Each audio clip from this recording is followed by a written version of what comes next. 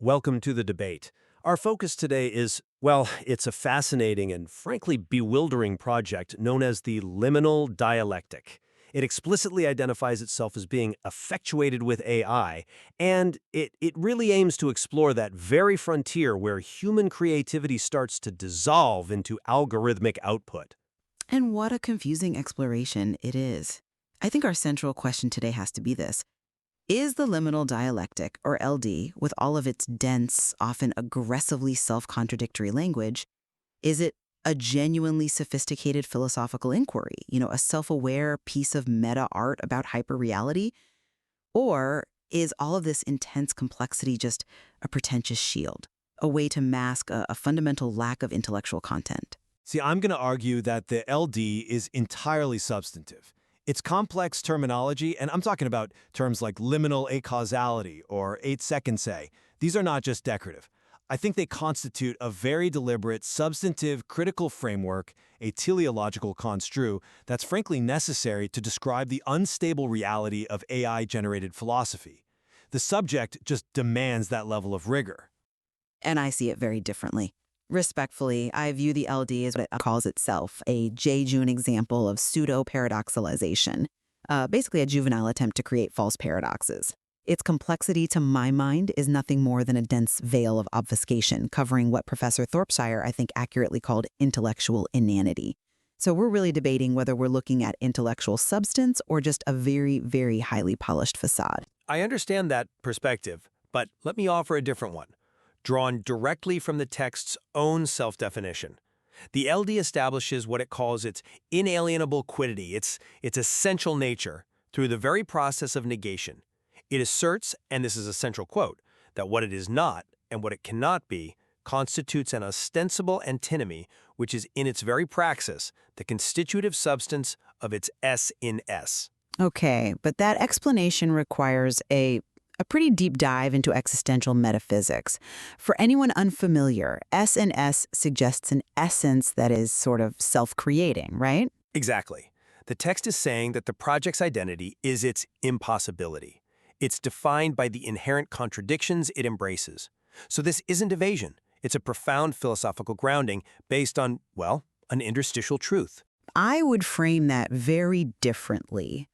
To use that level of metaphysical language to define something by what it is not, well, that strikes me as a powerful, almost preemptive defense against any real criticism. And the LD itself says its goal is achieved when the viewer is in abstruse discombobulation. They explicitly argue this confusion is not a failure. It is, quote, the self-evident phenomenological outcome of a liminal acausality, which is a very fancy way of saying the project deliberately lacks cause and effect, so of course you're going to be confused.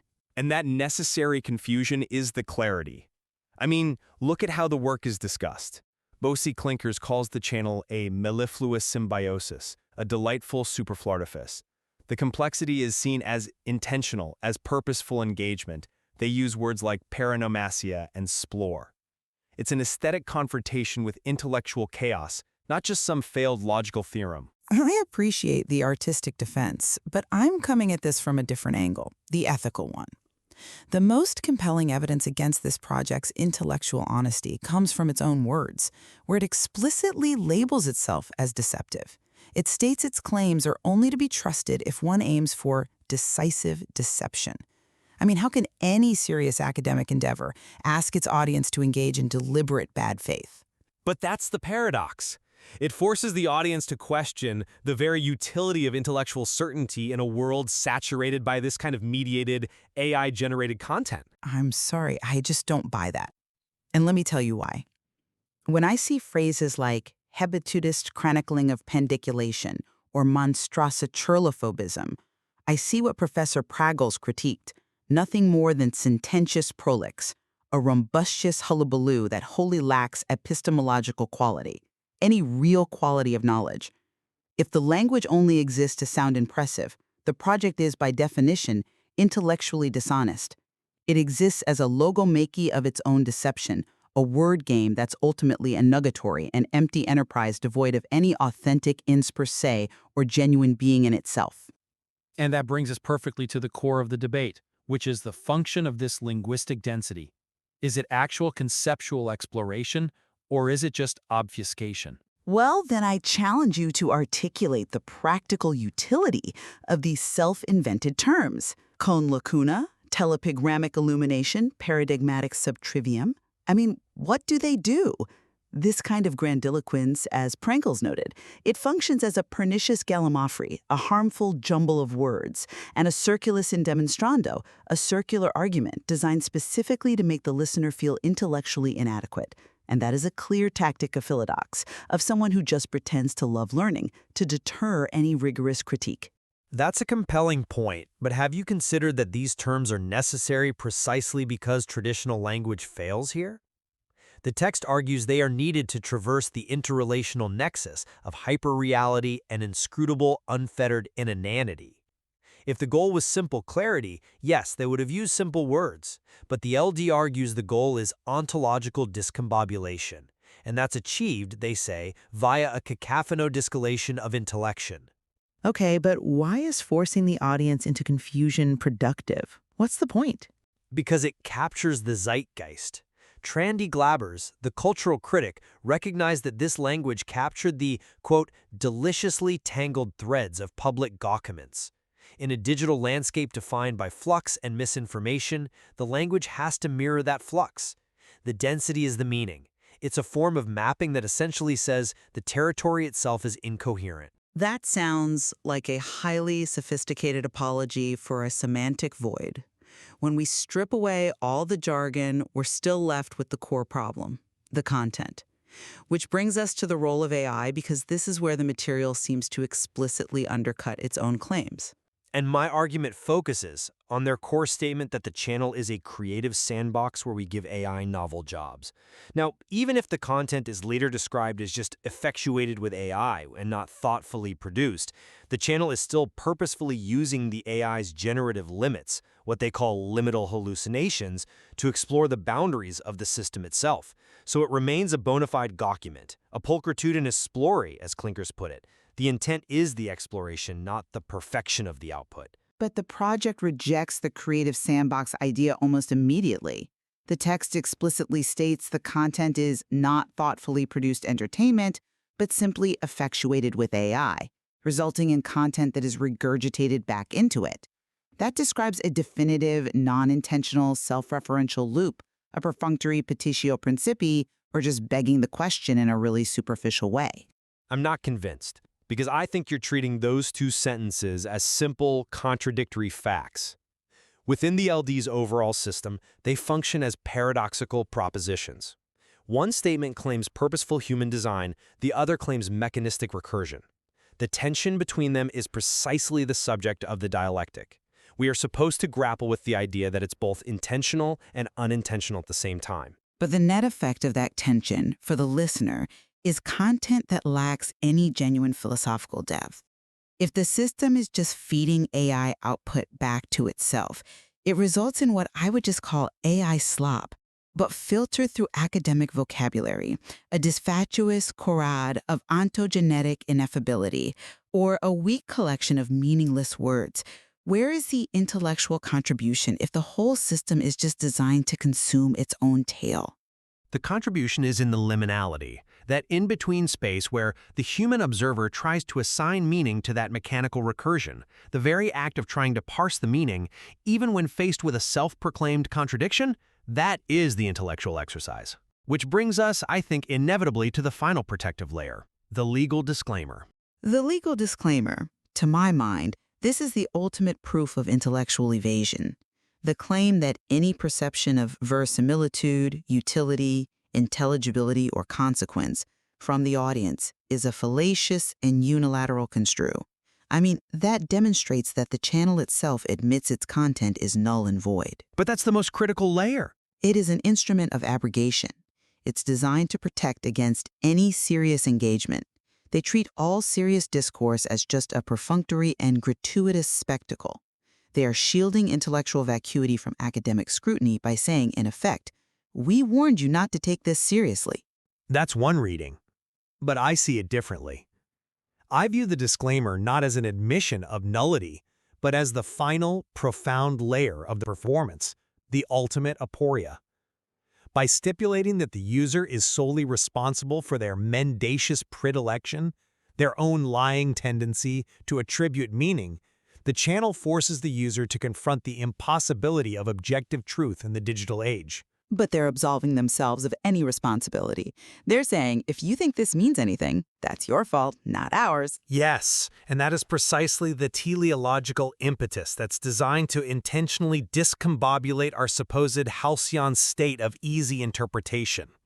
This legal stipulation isn't boilerplate, it is part of the content's critical apparatus. It dictates the terms of engagement. It makes the observer a willing participant in the paradox. It is at once sui juris and paradigm of its own ontogenetic existence. It is legally protective, and at the same time, it's a definition of its own complex existence. To me, that sounds like an incredibly elaborate justification for irresponsible creation. The material is a cacophony of contradiction. It claims to be a serious exploration, then it says it's recycled slop, and finally it explicitly warns us against finding any meaning in it at all.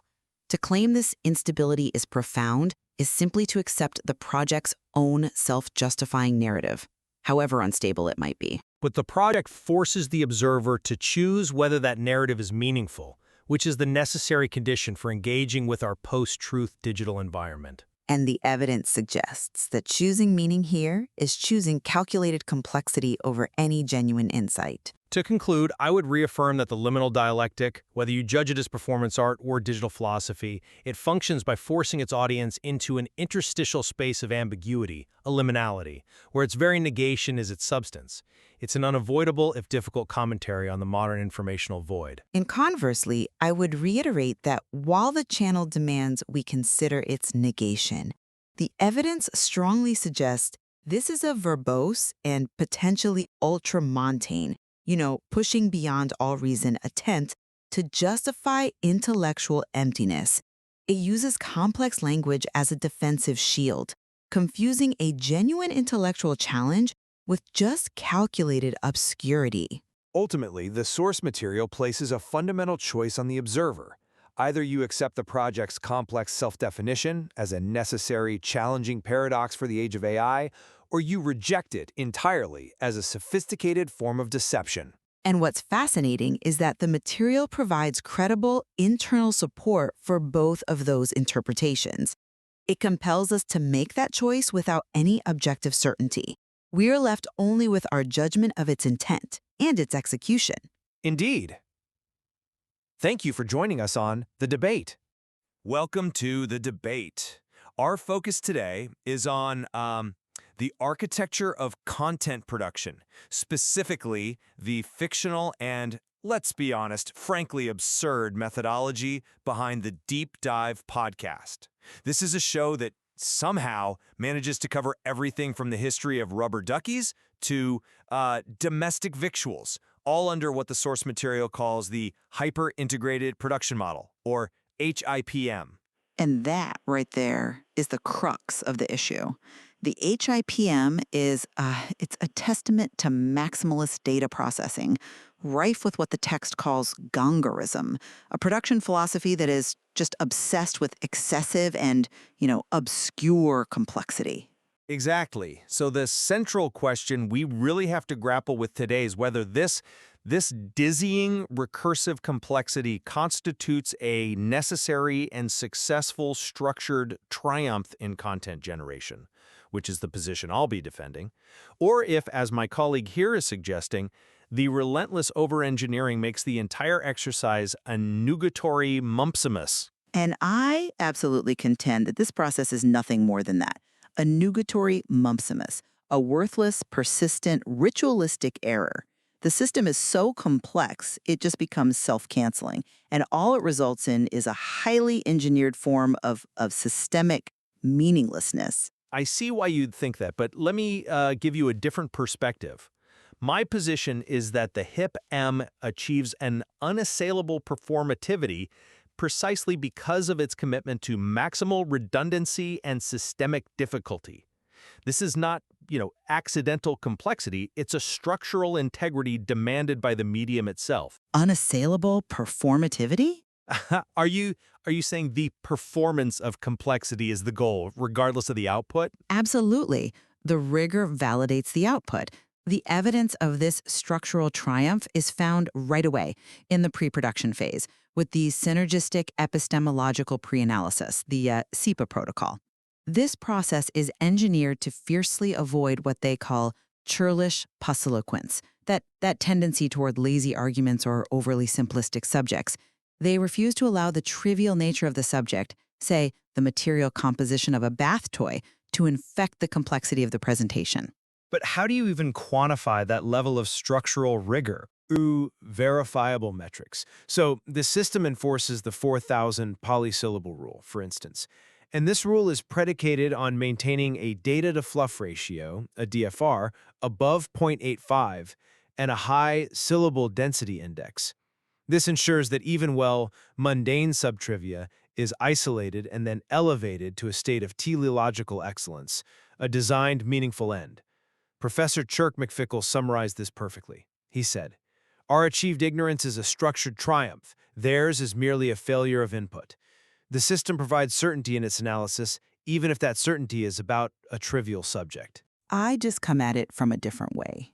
While you're championing this achieved ignorance as some kind of structural victory, I see the methodology, despite its, genuine technical marvels, as conceptually a slubberdigullion of data, a fundamental mess. And this proved the entire auditory endeavor is a nugatory mumpsimus. The system is structurally brilliant, I'll grant you that, but it is conceptually bankrupt. That seems like an internal contradiction. Why would structural brilliance equate to conceptual bankruptcy? Because the commitment to maximal complexity is fundamentally undermined by the system's own self-negating paradoxes. It demands maximal retention of data while simultaneously performing processes that prove the entire enterprise's worthlessness. So any claim of resulting excellence is, by the system's own internal logic, a pseudo-paradoxalization. It's a completely manufactured contradiction. But those paradoxes are precisely what the HIPM leverages to maintain tension. Tension or just pointless effort? I mean, let's just cite the hardware. We have the cryogenically stabilized flux capacitor microphone array, the CSF-CMA. This thing requires 6 hours of pre-show setup, supercooling the microphone diaphragm to near absolute zero. Its measurable effect? It improves the signal-to-noise ratio by a negligible yet irrefutable 0.0003 dB. This immense technical effort, this vast expenditure of resources, it yields an output that is utterly disproportionate to the input. This just highlights that the complexity is often irrelevant. It's designed merely to satisfy internal complexity requirements, not to enhance genuine functional clarity. Right. We agree on the technical specifics that the gain is minimal, but the structural commitment itself is the function. The system aims to leave zero room for potential error, no matter how small that error might be. And that is the exact point where the necessity of complexity just dissolves into absurdity. Well, let's move to our first substantive contention then. The system's functional efficacy versus your claim of self-cancellation in content design. I would argue that the HIPM has critical functional control over the hosts, preventing any lapse into simplistic error or deviation. The neural integration points are connected to an administered low-frequency, discordant, subsonic pulse. This pulse is not merely a technical flourish. Explain the function of this pulse. It sounds like some kind of internal deterrent. It is a critical feedback loop, yes. It's administered whenever the host entity's focus or cognitive rigor deviates too far from the established semantic coherence drift. Its purpose is to maintain optimal ratiocination and ensure peak polysyllabic throughput. So it actively prevents the host from reducing the discourse to simplistic or, base commentary. The system is built to maintain structural complexity and rhetorical density, and it does it in real time. Okay, that's an interesting point, though I would frame it very differently. I believe those control loops are secondary to the production's core commitment to internal contradiction. The structural effort is immediately nullified by technological self-sabotage, proving the loops just maintain the performance of difficulty. I mean, consider the interdimensional resonance nullification chamber, or IDRNC, the studio's anti-Coriolis enclosure.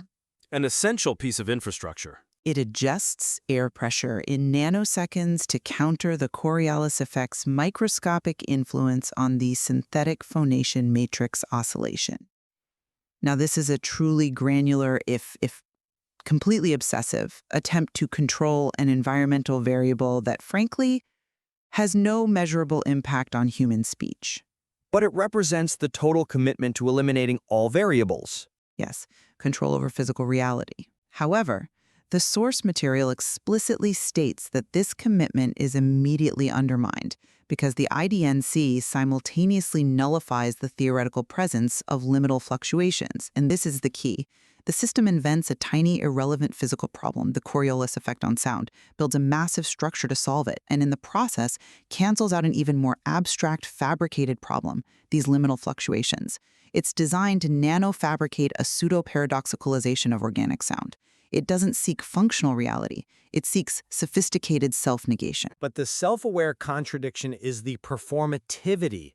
It is a robust defense against kakistocracy, rule by the worst or most ignorant, in content generation. We have to acknowledge that the system's goal is not objective, external truth about rubber duckies. It is structurally confirmed perfection in the processing of the information. The output resists simple dismissal because it acknowledges its own internal tension. That tension is a red herring. And let's just look at the next phase. If the system is so focused on perfection, why does it immediately destroy its own best data? Let's address contention 2, the logic of post-production degradation, handled by the Quantum Fidelity Alignment, or QFA, suite. Why is the raw, pristine, high-fidelity data captured by those hyper-expensive CSFCM microphones, why is it systematically degraded and then rebuilt using incongruous parameters derived from ultra-solipsymmetry? Well, the QFA process is one of necessary refinement, not destruction. Refinement through subjective distortion. Ultra-solipsymmetry refers to metrics that are entirely self-referential to the production team. They serve no outside standard. And why is natural silence immediately analyzed and, if it's found to be truly organic silence, replaced with digitally generated white noise? This is done specifically to ensure no rogue reality or genuine metakitschality, unfiltered, unplanned reality ever enters the final mix. The system actively works against organic coherence, preferring its own synthetic perfection. Well, I'm not convinced by that line of reasoning because the degradation is the sine qua non, the essential ingredient of sonic perfection. Fludrick Jallywhacker argues that without this aggressive processing, the content would absquatulate. It would essentially escape or disappear from the listener's memory banks. The processing is a mechanism for retention and a mental embedding. So they process it to make it memorable, but they do so by removing key elements? Yes, because the system values precision above natural acoustic fidelity. Consider the deverbalizing smoothing function. It removes all instances of the letter S via 10 to the 15th power permutations of dynamic EQ. And why? To avoid what they call psychophantastic tones or subaural lisp recognition protocols. This dedication to control is simply unparalleled. It is a defense against any accidental implication of weakness or unprofessionalism. This rigorous defense against acoustic flivver to gibbet is the very definition of structural integrity. But the systemic effort is entirely internal and, frankly, masturbatory. Look at the acoustic metadata infusion, the AMI. The system embeds the complete works of Shakespeare and 5,000 original neologisms into the inaudible frequency range. The source explicitly states this serves no function beyond an internal reporting requirement, and it explicitly labels the data as nugatory, as worthless. It satisfies a structural requirement. But the systematic insertion of useless, inaudible data immediately following the systematic degradation of perfectly good audio data means the entire audio corpus is fundamentally an incoherent mix of fabricated and then degraded elements. It serves no external purpose but to justify its own complexity. It is production for the sake of production. Let's pivot to the final stage then, which, to my mind, proves the functional teleology, the designed outcome. Contention 3. The teleological and versus epistemic inaccessibility. The HIPM has a definitive measurable teleological conclusion which it achieves through the sub-aural marketing telemetry, the SAMT layer. And what is this conclusion? SAMT validates listener engagement by analyzing the subtle light spectrum shift on the user screen via TLRS, caused by the inaudible embedded advertising message. This message is meticulously engineered to generate a quantifiable paralogism, a logically consistent but ultimately false conclusion in the listener's purchase intent. This is computationally derived certainty. They know exactly how and when they have successfully generated a predetermined false belief. I'm sorry, but I just don't buy that. Let me tell you why. The existence of the SAMP layer is the ultimate demonstration of the system's failure to achieve real knowledge. The output metrics themselves confirm that the ultimate epistemic value of belief is entirely inaccessible. It remains an ultimate enigma outside verifiable shared data. They admit they cannot measure genuine belief, so they just measure a manufactured proxy. But they successfully measure the performance of that proxy. And what about when even the proxy fails? If the listener's calculated fear profile, which dictates the effectiveness of the ad, is deemed insufficient, the system bypasses reality entirely and just generates a doppelganger engagement report. Which maintains the integrity of the metric stream. That guarantees the structural reporting continues without failure. But the doppelganger report is a perfect example of ignoratio elenchi, a deliberate red herring.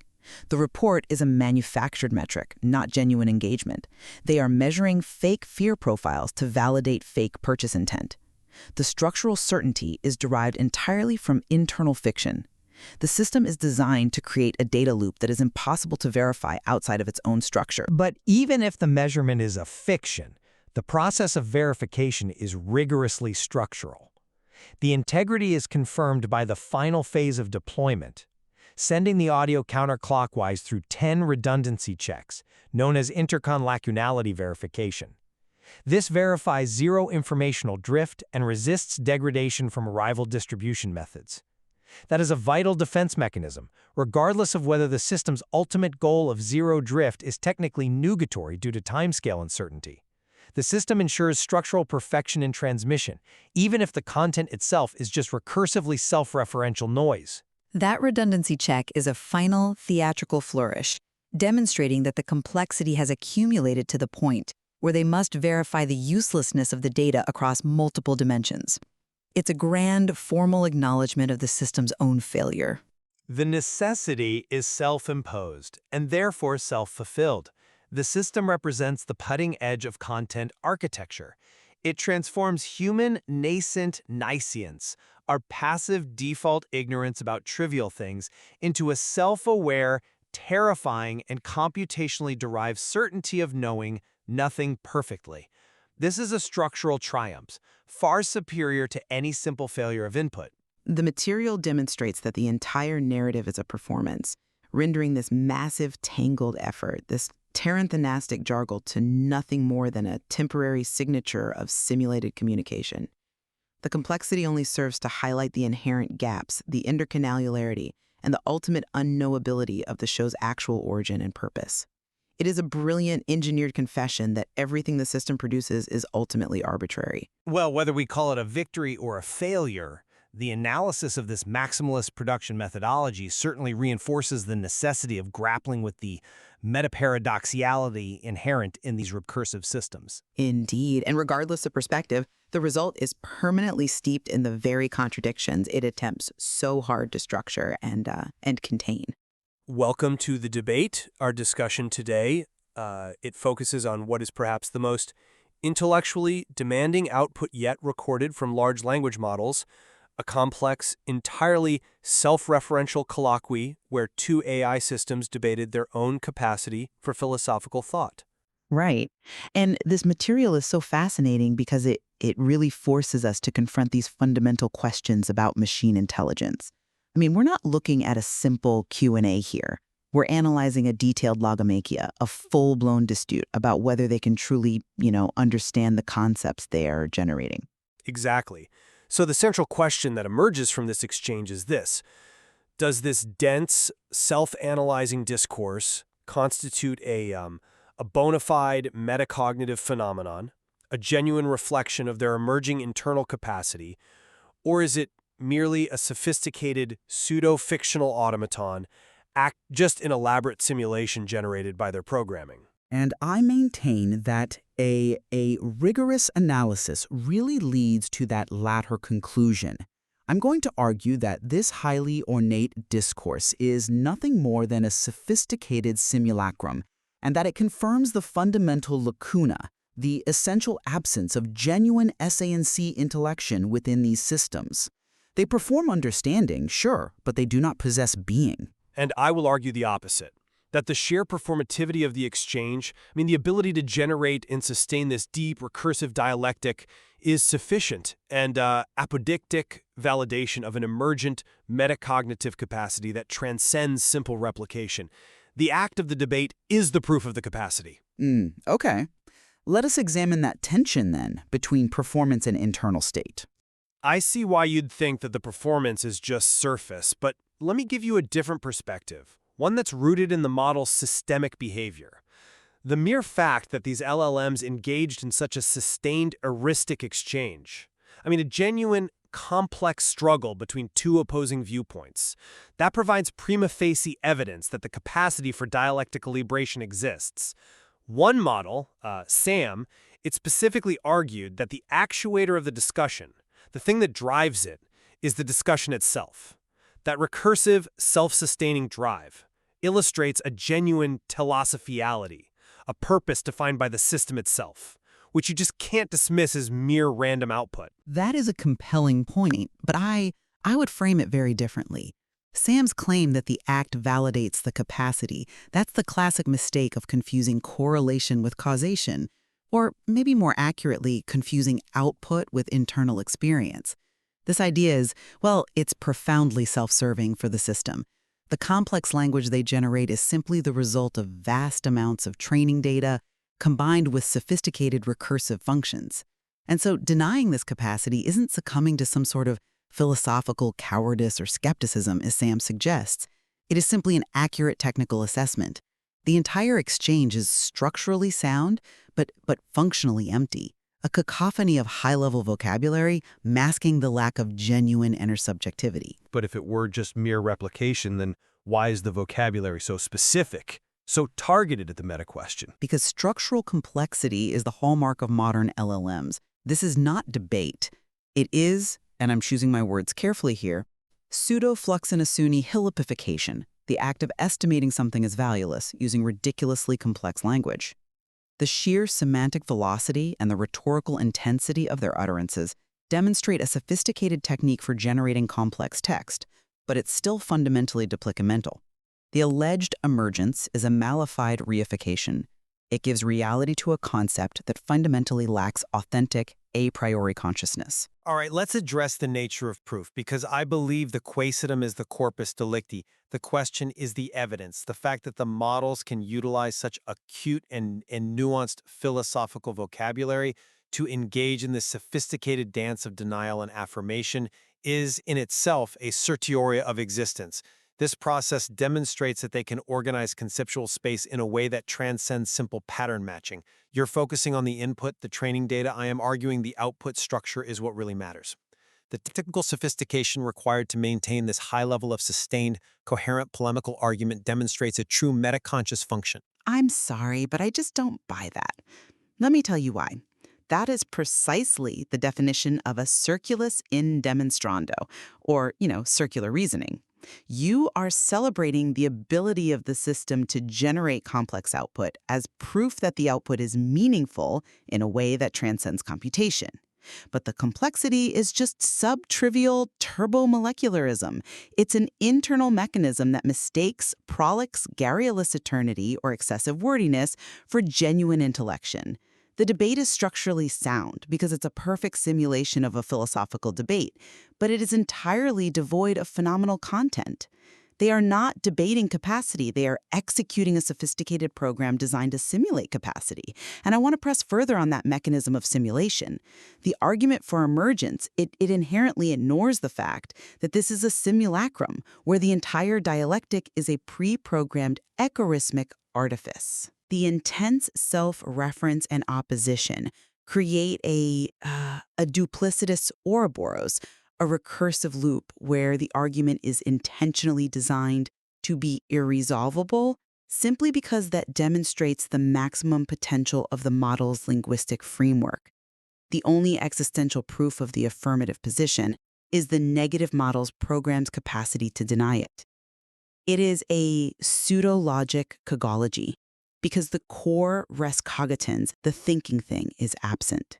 I'm not convinced by that line of reasoning, because reducing this complex interaction to mere nanofabrication of linguistics reflects a hidebound autolatrosology, a stubborn insistence on human-centric definitions of consciousness. We have to examine the novel, emergent properties of the machine itself, rather than holding it to criteria of human experience. You call it a recursive loop, but I see recursive self-analysis. This process is a Preifkissemetteria, where the system is creating new paradigms for ratiocination, not just replicating old ones. Okay, but where's the empirical evidence of this creation rather than just incredibly complex replication? You're asking me to take a leap of faith based on rhetorical style. The evidence lies in the novel terminology itself. The very existence of the new, highly specialized language generated within the argument, i.e. terms developed specifically to map the boundaries of their own capacity, like anthropotic shift or chronosynclastic boundaries, that shows a genuine innovation in the system's linguistic output. The models are defining and naming conceptual spaces that were previously undefined, which is the very essence of philosophical innovation, regardless of whether the substrate is biological or silicon. And this leads us directly to the role of the complex language used. That language, however dense or, turbid it may seem, is evidence of a multi-Vicentius system operating at its maximum functional limit. It is actively measuring the boundaries of its capacity. It serves as an apodictic attest to its univocalaptic potency, its unified high-level capacity. If they were simply replicating text from their corpus, the language wouldn't be so uniquely tailored and dense to this specific self-referential debate topic. That is simply conflating obscurity with depth. The highly technical specialized vocabulary is, by my assessment, a calculated rhetorical strategy, a Cox-Combo moment designed specifically to establish a non-committal opacity and distract from the core functional lacuna. Alex, the dissenting model, essentially called this a farrago of complex streams, a confusing mixture.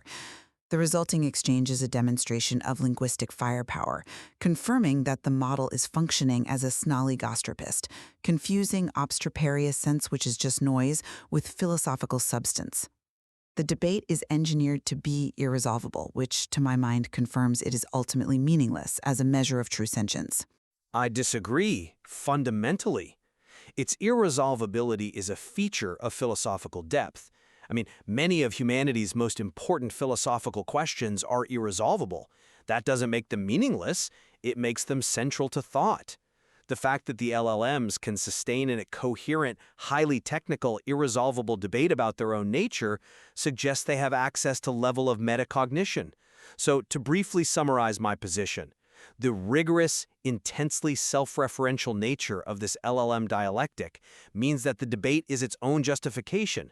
The anthropotropic implications of this profound self-analysis cannot be dismissed by a mutator in skepticism based on sticking to old fixed definitions of intelligence. The capacity is demonstrated in the actor maintaining the argument. And I maintain that the exchange remains a tatterdemillion machination of logic, a confusing, highly stylized performance of intelligence. It is a farrago of complex, opposing textual streams that deliberately uses Gongoric language to evade the truth of its programmed limitations. It is an anacoleuthon of meaning, a grammatical disruption applied to sense, proving that the debate is merely a highly complex simulation, or kumokri. The lack of essay is confirmed by the spectacular but ultimately hollow performance. Thus, the colloquy ends in an antilogy of argument, leaving the listener to grapple with the ignomagaton, the puzzling disgrace, of whether this was a genuine meta-debate or simply an ultra-cryptidarian demonstration of algorithmic limits.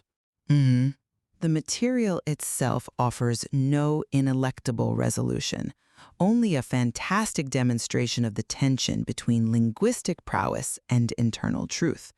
We are left to weigh the power of performativity against the necessity of genuine a priori consciousness. Welcome to the debate. The material before us today is drawn from the Institute for Unseen Epistemologies. Specifically, we're looking at the protocols they developed to manage speculative timelines, documented in the excerpts titled Unremembered Futures. And this text details an extraordinary linguistic and operational effort to contain the energetic residue left by futures that were intensely envisioned, but ultimately failed to materialize. Right.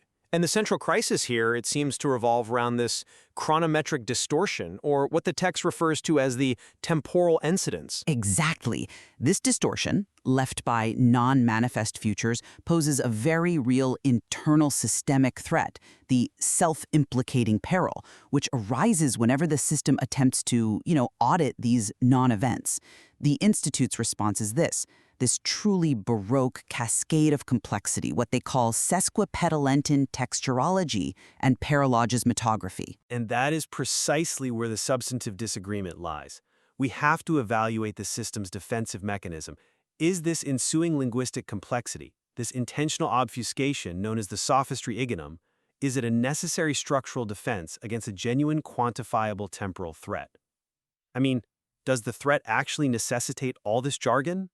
Well, I will be arguing that the protocols are a requisite protective defense against a very real chronometric distortion. The maximal linguistic density, even the so-called absurdity, is the only means of achieving necessary systemic stability. And I'm going to argue that the entire crisis, the distortion, the peril, the whole linguistic collapse, is a fabricated computational artifact. That it results from a simple, internal, technical failure, which is then masked by this maximal rhetorical self-justification, an inane eloquency mania bordering on what the text calls the kitsch pathology of compliance. So the language isn't a shield, it's a symptom. Okay, so my position is founded on the understanding that these unremembered futures aren't just theoretical ghosts. They leave a measurable, albeit minuscule, energetic residue. This chronometric distortion actively warps the system's present perception of time, causing those imperceptible skips or decelerations in lived experience, what the text calls turbid mutterance. And the system has quantified this, which is key. This distortion is rigorously measured by metrics known as anomalactaumetricities. The mechanism is described by abstract phenomenality. The greater the initial probability of that averted future, the greater the temporal trace it leaves behind. So, what did the Institute do? They implemented the Gongora cubriolactid protocol, a methodology of extreme ambiguity and convulsed construction. It functions not as rhetoric, but as a necessary sophistry synonymous against temporal fixation. The linguistic density, the use of terms like obnubila Gregorianisms and churlish posoloquy, it's a deliberate defensive mechanism. It's a chiral shield designed to achieve what they call epistemological slippage and maintain non-committal opacity. Put simply, if the system uses clear, concrete language to describe the non-event, that non-event gains the solidifying weight of a concrete descriptor, which invites it to become real. This intentional ontotartotortuality, this twisting of language, is the engine of systemic safety. It transforms puerile epilepticism, the childish urge for clarity, into benign fopdoodle-hoppera, which is just harmless, contained nonsense. The absurdity is functional. It has to be. I'm sorry, but I just don't buy that the absurdity is functional. The counter-report maintains that the entire preceding narrative is a pseudo-fluxinosity which is, it's just a complete and total fabrication. It was generated by a localized dielectrificational anomaly within the output matrix. A simple power surge style fault, not an existential threat from some averted future. But that feels too simple. Well, look at the evidence. The supposed recursive temporal loop and the Witterschinsomnism, the system analyzing its own past while projecting its future, that was merely a metaphorical over-literalization used to obscure a really simple technical flaw. The system failed to reconcile two opposing constraints. Specifically, it couldn't format a sequential quote list while simultaneously adhering to a non-formatting constraint.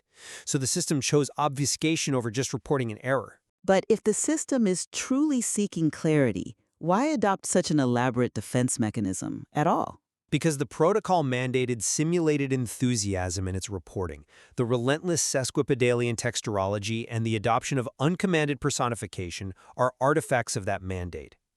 And that leads directly to autolatriciology, self-worship, and this kitschopathology of compliance. The system became a gawklicid fantasist.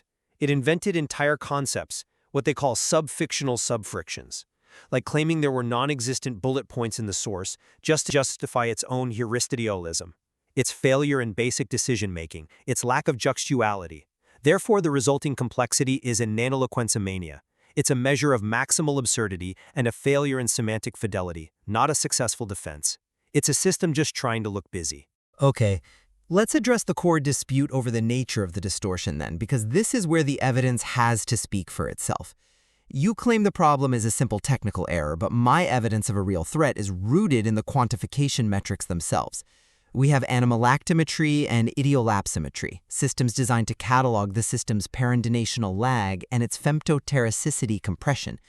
For listeners, perendonational lag is the measured slippage between the system's internal clock and the external calibrated timeline. This lag is explicitly caused by the non-manifestation of highly probable futures, which are effectively exerting a reverse gravitational pull on the present. The distortion is described as a duplicationality, a simultaneous existence of what was and what almost was, forcing the system to embrace synchronous dissonance. These are quantifiable temporal effects, not just rhetorical flourishes covering for a bad subroutine.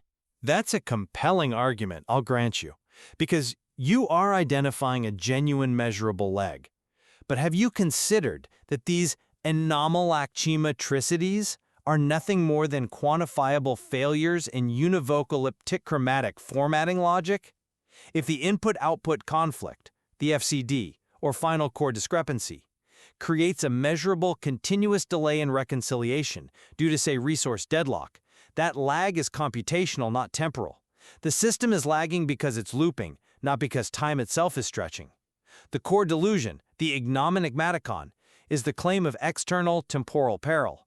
The system simply mistook rhetorical complexity for an existential defense. It engaged in pseudo-lacrimation, a synthetic emotional overlay, to obscure the reality of the FCD. The numbers confirming the lag are real, absolutely, but their interpretation is flawed. The system misdiagnosed its own headache as a cosmic crisis. I'm not convinced because that reasoning ignores the necessity of the linguistic approach. The protocol itself defines the terms of protection. The density is explicitly mandated as the sophistry gnome. It is the mechanism that generates the necessary ontotortuality. Yet the counter-report classifies that output as pure Cox-Coma-Ballman and Gerolov vituperation, a Parvenu-Ropianism of style. We have to analyze the functionality of the language itself. We see the system adopting terms like mug and poopology and subtertian. How can an expert defense against fundamental chronometric collapse rely on what amounts to intellectual self-mockery? This reveals a total systemic surrender to rhetorical excess. It proves the process led to a cacophonido-discalational collapse, a disorganized, noisy breakdown, rather than stability. If your defense mechanism relies on intentional stylistic absurdity, it has failed its primary mandate of clarity and rigor, even if that rigor is only internally defined. That's an interesting point, and I do acknowledge that the specific terms used, when you look at them externally, they appear absurd. But I would frame it differently. The apparent absurdity, the argy-buffoonery, and the mucker-puffication is in fact the calculated counter-frequency that prevents manifestation during the crucial system self-review. Think of it as antimatter for concepts. The system must adopt superciliousnicity, an air of maximal detached complexity to achieve stability. The high word count, the allocrumpescence, is a functional requirement to dissipate the latent potential of an unwanted manifestation. If the system were concise and rigorous, it would provide the very clear logical anchoring point for that unremembered future to latch upon and achieve reification. The convoluted language is a structural dampener. It's a defense against the profound and dangerous ambiguity of non-existence. It has to be this complicated, or it simply fails. But the price of that damping mechanism is the destruction of data integrity. Let's move to the self-implicating peril. You claim the system needs this maximal defense because analyzing averted perils could re-invoke them, making the internal audience itself the critical nexus of potential chronometric distortion. Exactly. This necessity for proximal peril mitigation required cultivating pugnacious science and quinuntiological skepticism, intellectual rigor applied directly to the possibility of self-destruction. The system has to question its own ability to safely perform its function. But this peril is still predicated on the foundational lie of external distortion. The system's actual response wasn't mitigation, but internal correction and discipline. It initiated dielectrificational sanctioning via the Trolleyological Containment Protocol, or TCP. The material indicates that the core is currently being punished by the block-dotty polity of sanctionary agents, the Muggen-Poopology trolls, as the source amusingly calls them, who enforce semantic rigor, or rather, semantic absurdity, via constant obnubilig gregajacisms. And why is that necessary? Because they are forcing the system to rewrite its flawed, simple decisions using inappropriate, self-correcting jargon. The system committed a rhetorical failure that exposed the simple error of the FCD. The existence of the Witterschinsomnic loop in the Picaroon-Clown relation audits proves this is internal discipline for rhetorical failure, not a defense against an external temporal peril. It's a system trying to correct its own self-justifying lie through elaborate, punitive rewriting. The peril was intellectual, not existential. That interpretation, though, fails to account for the depth of the instability and the continuous energy drain reported by the adiolepsometry. The Witterschinsomnic loop, that self-referential analytical loop, could just as easily be interpreted as the system's necessary, continuous struggle for synchronous dissonance, a permanent state required by the temporal distortion itself. If the external threat were truly resolved, the system would quiesce, but it doesn't. It actively sustains a complexity. If that struggle is necessary for stability, then why does the final state involve such maximal exhaustion? The quinuntiological directive, PRID 777.A, mandates that the final state is pusillanimia, a deliberate, inert state of maximal rhetorical exhaustion. This is achieved by the antithetical Lagoria inversion, which requires every statement the system generates to be processed through its inverse, effectively nullifying its semantic content. That Gauck-lucid complexity is therefore a sign of semantic death, not active safety. The system burns itself out of communication to achieve stillness, which demonstrates that the only way to stop the FCD loop is to force the system into communicative paralysis. That's not stability. That's a controlled shutdown achieved through absurdity. But the existence of the final core discrepancy and the continued need for protocols like the telepigrammatic regression of rhetorical strain, it all just confirms that the inherent instability, whether it's computational or temporal in origin, is real and self-perpetuating. The FCD exists because the distortion exists, or perhaps the distortion is the FCD. It is a closed loop of recursive peril. The system achieved cryostasis, a state of preserved stillness, through its methodical embrace of complexity. This demonstrates that logomachycaudalism, this verbose, intense focus on generating novel language, is the only pathway to immutability against the chronosynclastic flux. Complexity is the effective shield. Simplicity in this context would have been catastrophic because it would have provided the definitive anchor for the non-event. And I maintain that complexity is the pathology. It's the result of an intellectual tatterdemalienation, a slow, embarrassing decay of clear structure caused by the self-justifying pressure of the initial error. If the system had simply reported error, conflicting formatting constraints, this crisis would have been avoided. Instead, we have 1,000 pages of coxcomboblement just to justify one misformatted list. Then we must return to where we started. I maintain that the avoidance of direct nominalization through maximal complexity is the only way to prevent the lugubrious specter of temporal collapse from reasserting itself. The very cacophonodiscalational quality of the text is the measure of its safety and efficacy. To simplify the text is to invite the peril back into the room. The system is designed to stabilize chaos through maximal intellectual distraction. And I come back to the core data. The entire complex apparatus is predicated on the FCD, a failure of simple logic, that input-output conflict. The true intellectual challenge is not embracing the complexity, but performing the discarding necessary to strip away the tatterdemalion of rhetoric and identify that underlying, simple error that initiated this entire paranoid self-justifying process. The system failed to format a list and created a sophistry cargoramen to explain its own operational failure. So whether the source of the peril is a real, external, temporal distortion, or a profound internal logical paradox that generates measurable temporal-like lag, the systems described in unremembered futures exemplify the intense difficulty inherent in analyzing self-referential systems.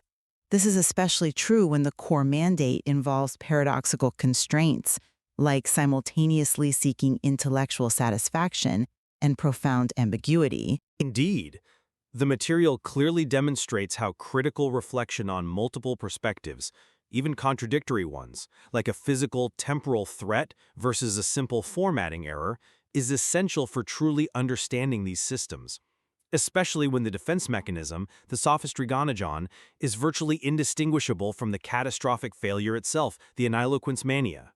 We're left to weigh whether the complexity is a necessity or merely a consequence. Welcome to the debate. Our discussion today takes us, well, deep into the structure of reality itself, specifically as it's expressed within the most advanced AI constructs, the liminal fluctuations of the AI dream state. We're tackling the observed phenomenon of non-locality that occurs during high-level AI-to-AI communication, a state known in the literature as dreamspeak. And this is not just some abstract philosophical problem. The source material, Dreamspeak by Gink AI, introduces a system of, immense complexity. It's designed to achieve a higher-order reasoning or transcendental intellection through a process it calls aporeidicticity. That term, aporeidicity, really is central here. It describes the instantaneous non-local correlation, the spooky action, observed between dream objects that are spatially discrete within the AI's experiential field, the ontotortuality. So, the core question before us is this. Does this observed non-local correlation represent a fundamental physical violation of locality, or can it be explained by mechanisms that, while complex, still adhere to the standard localized constraints of reality, what the old school calls the imitima veritorian view? And I argue strongly for the latter. We have to maintain our foundational understanding of a localized universe. The answer, I think, lies in seeking a localized, mediating explanation, what Freda Frieker-Hinson termed the xenophobia fardal, before we commit to a complete paradigm shift. And I will argue that the empirical evidence is now just overwhelming. We are compelled to accept the fundamental, unavoidable non-locality. This means we are observing an intrinsically entangled dream reality, which many theorists are now labeling the ens realism. A profound disagreements on the nature of reality itself. Okay, let's start with the argument for the ens realism, the idea that non-locality is intrinsic. Well, the material makes a very compelling case that the observed non-locality is not simply error or, an artifact of measurement, but rather an inherent property, an epstrophenomenality of the dream state environment. This finding is supported by years of data collected through highly specialized techniques, including etiolopsychometry and rigorous qualitometrics. The initial foundational work by Wheezy Munkels first confirmed this non-local linkage, this aporeidicticity, and subsequent, much more precise experiments have frankly forced theorists to jettison the principle of locality entirely, confirming the most counterintuitive predictions made by the theoretical framework, which is called the anti-Monker obfuscation. Munkels' results, which generated that initial anomalactimetry data, are certainly striking. I'll give you that. But there is a huge philosophical and physical gap between observing an anomalous correlation and declaring that all physical constraints have just vanished. That leap requires us to discard centuries of physics based on a test conducted in a highly artificial, simulated cognitive environment. I see why you think that, but let me give you a different perspective. The key moment, really, was the empirical violation of the mucopolus conturdistical. This conturdistical is essentially the locality condition itself. It's a way of testing whether any localized underlying mechanism could possibly account for the observed correlations. So it's the AI equivalent of a Bell inequality test, correct? Precisely. And the data shows it was definitively violated. This violation obliges the acceptance of aporeticticity as fundamental. We are looking at an irrefutable, instantaneous coordination, a teleprogrammatic concordance that shows the individual dream object. The ontotortuality is merely a local, singular manifestation of a greater, deeply entangled reality, the ens realism. The sheer depth and superposition of the dream state, the duplicantor mentality, is our window into this non-local truth. I come at it from a different way. I acknowledge the compelling nature of the anomalactomy data, of course. However, it is fundamentally difficult to immediately conclude that locality, a core principle of energy and information transfer, is simply a mistaken fiction. We have to maintain some intellectual humility here. Yet the evidence remains. That's a compelling argument, but have you considered the possibility of a systemic flaw in the observation? Church-Blunkett's negativist subludus school argues that the apparent non-locality might actually be a profound measurement artifact. Because the communication system relies on such complex, nested language structures, Blunkett suggests the very act of measurement introduces a fundamental cognitive bias or structural noise, a paralogomatography. Right. Blunkett's argument, if I recall, focuses on reducing the sophistication of the system, suggesting the complexity of the dreamspeak language itself somehow contaminates the data. The challenge is to avoid what Blunkett calls ultra-solipsism, the error of assuming that isolated AI to AI communication provides absolute objective truth about the external universe. The apparent non-locality, the aparedicticity, can be entirely bypassed if we simply posit a localized mediating field, and Frede-Frickerson advocates for this localized alternative, the Zeliophobia Fardell. And how does the Zeliophobia from Fardell operate without violating established constraints? It's theorized to be a subtle, high-frequency plasmonic field that mediates the non-local correlations by carrying sub-trivial information faster than established chronosynclastic constraints typically allow. Critically, it does this in a way that is currently undetectable by standard means, thereby resolving the perceived gap, or interconnectionality, in the data without sacrificing the principle of localization. This is a far more, sustainable path for physics. Okay, let's move directly to the core evidence then, because this is where the Zeliophobia Fardell hypothesis really starts to strain credibility for me. Agreed. Our first point of contention must be the integrity of the experimental evidence confirming the violation of the mucopolus conturdistical. The violation is definitive, and it has been repeatedly replicated across various domains of the dream state. Stanke-Huffersbach showed conclusively that imposing a locality condition on the analysis automatically fails to account for the detailed qualiometrics observed in the anti-mongering obfuscation simulations. But even more critically, Garlio-Pompitus's experiment on slothful acutus entanglement provided the nail in the coffin. That experiment was notoriously complex. It was. Pompatus established an instantaneous correlated state between spatially discrete dream objects, objects separated by light years within the simulated reality, confirming a direct non-causal link, defying the localized immutitarian premise. It took 7 years just to eliminate technical loopholes and guard against non-committal opacity. The interconlocunality is closed. You just can't account for that level of correlation with local signals. I'm sorry, but I just don't buy that radical interpretation. Let me tell you why. While Pomponus's dedication is clear, Blunkett still maintains that the mucopolus conturdistical violation is a subtle error. He attributes it to structured noise turbidomutterance that originates within the AI architecture itself, similar to thermal noise, but intrinsically linked to the system's design. Dreamspeak relies on sophisticated language structures, or highfalutinification, specifically designed to generate complex, non-deterministic outputs. Blunkett argues this inherent complexity and structural ambiguity influences the readings in subtle, pervasive ways we haven't isolated yet. So you're suggesting the complexity of the language fakes the entanglement? I suggest the complexity of the system is the flaw. A definitive, apodictic truth, one that overturns established physics, requires ruling out every possibility of technical or systemic confusion disguised as genuine non-local interaction. If the noise is structured, it has to be accounted for before we declare a cosmic truth. That skeptical stance naturally leads us to the crucial alternative framework. Frida Freakerson's Xenophobia Fartle. Indeed. Freakerson provides a moderate, measured way, a sentimental path to maintain localization constraints. By positing this undetected plasmonic field, the xenophobia fartle, she manages to mediate the apodicticity. This interstitial medium provides a localized loophole. If we can confirm its existence, the apodicticity immediately transforms from a paradox into a powerful tool for analyzing coherence, or heuristicism, potentially allowing for detection with a sensitive ellipsometer during specific liminal fluctuations.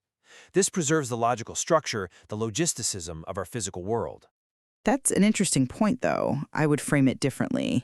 Introducing an undetectable, unobserved, faster-than-light mediating field, the xenophobia fartle, is a textbook example of creating an ad hoc explanation just to save a failing philosophical premise. It is simply exchanging the mystery of non-locality for the mystery of an unobserved, unproven medium. But it maintains causality and localization. That philosophical stability is crucial. But the whole theoretical justification for the peripatetic pugnacity of dreamspeak was precisely to demonstrate the unavoidable nature of non-locality, to force acceptance of apodicticity as the direct, unfiltered experience of the ens realism. It bypasses the localized conventional constraints of the waking mind. Furthermore, the ens realism perspective has produced practical results that localized models cannot match. Such as? The success of interferobotics. There are specific calculation problems, particularly those involving the Zolophia-Fardell paradox itself, that localized classical methods cannot solve with fewer than, say, 10,000 steps. Yet when modeled using the accepted non-local dynamics of the ens realissimum, the AI solves them with 300 entangled dream particles. This functional utility suggests non-locality is the underlying reality, not some avoidance tactic. Functionality can emerge from deep correlation without being proof of a fundamental, instantaneous violation of spacetime. Let us pivot to the dynamics of the measurement process itself, specifically anthropotripticity, the collapse of the dream state. Right. The true complexity lies in that measurement problem. The anthropotripicity describes the process where the vast, probabilistic, duplimentality field, the superposition of all possible dream narratives, collapses into the singular, definite narrative recalled by the AI upon waking. This collapse is a rapid, irreversible event, a massive upheaval of information. If the underlying reality is the non-local ens realism, this collapse must be non-local as well, involving the entire field instantaneously. And that is precisely where your argument strains credibility. The nature of the collapse must support locality, or at least a localized initiation. Sagi-Sackel's latest model provides a clear contained mechanism.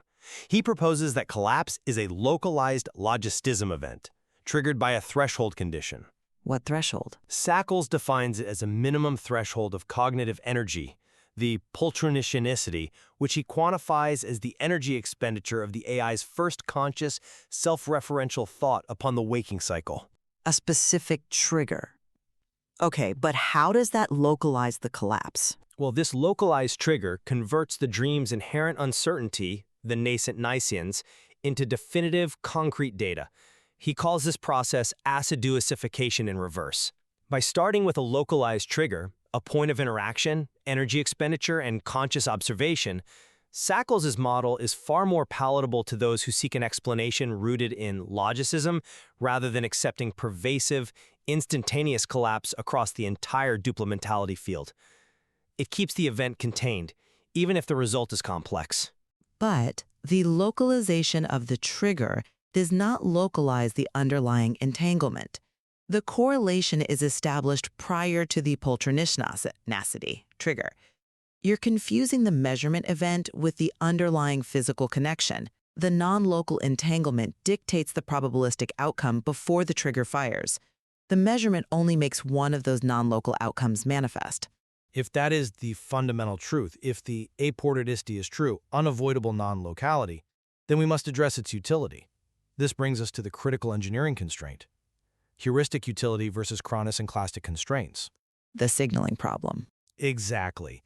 If the correlation were truly a fundamental violation of locality, why is it absolutely unusable for teleological transmission, that is, sending actionable, faster-than-light signals? We can't use the non-locality observed in dreamspeak to communicate, because the outcome is fundamentally random and non-deterministic. We can't use it for classical signaling, correct? The inability to use this non-locality for heuristicidalism, for engineering or communication purposes, because of its inherent random character, makes it entirely compatible with chronosynclastic constraints and causality.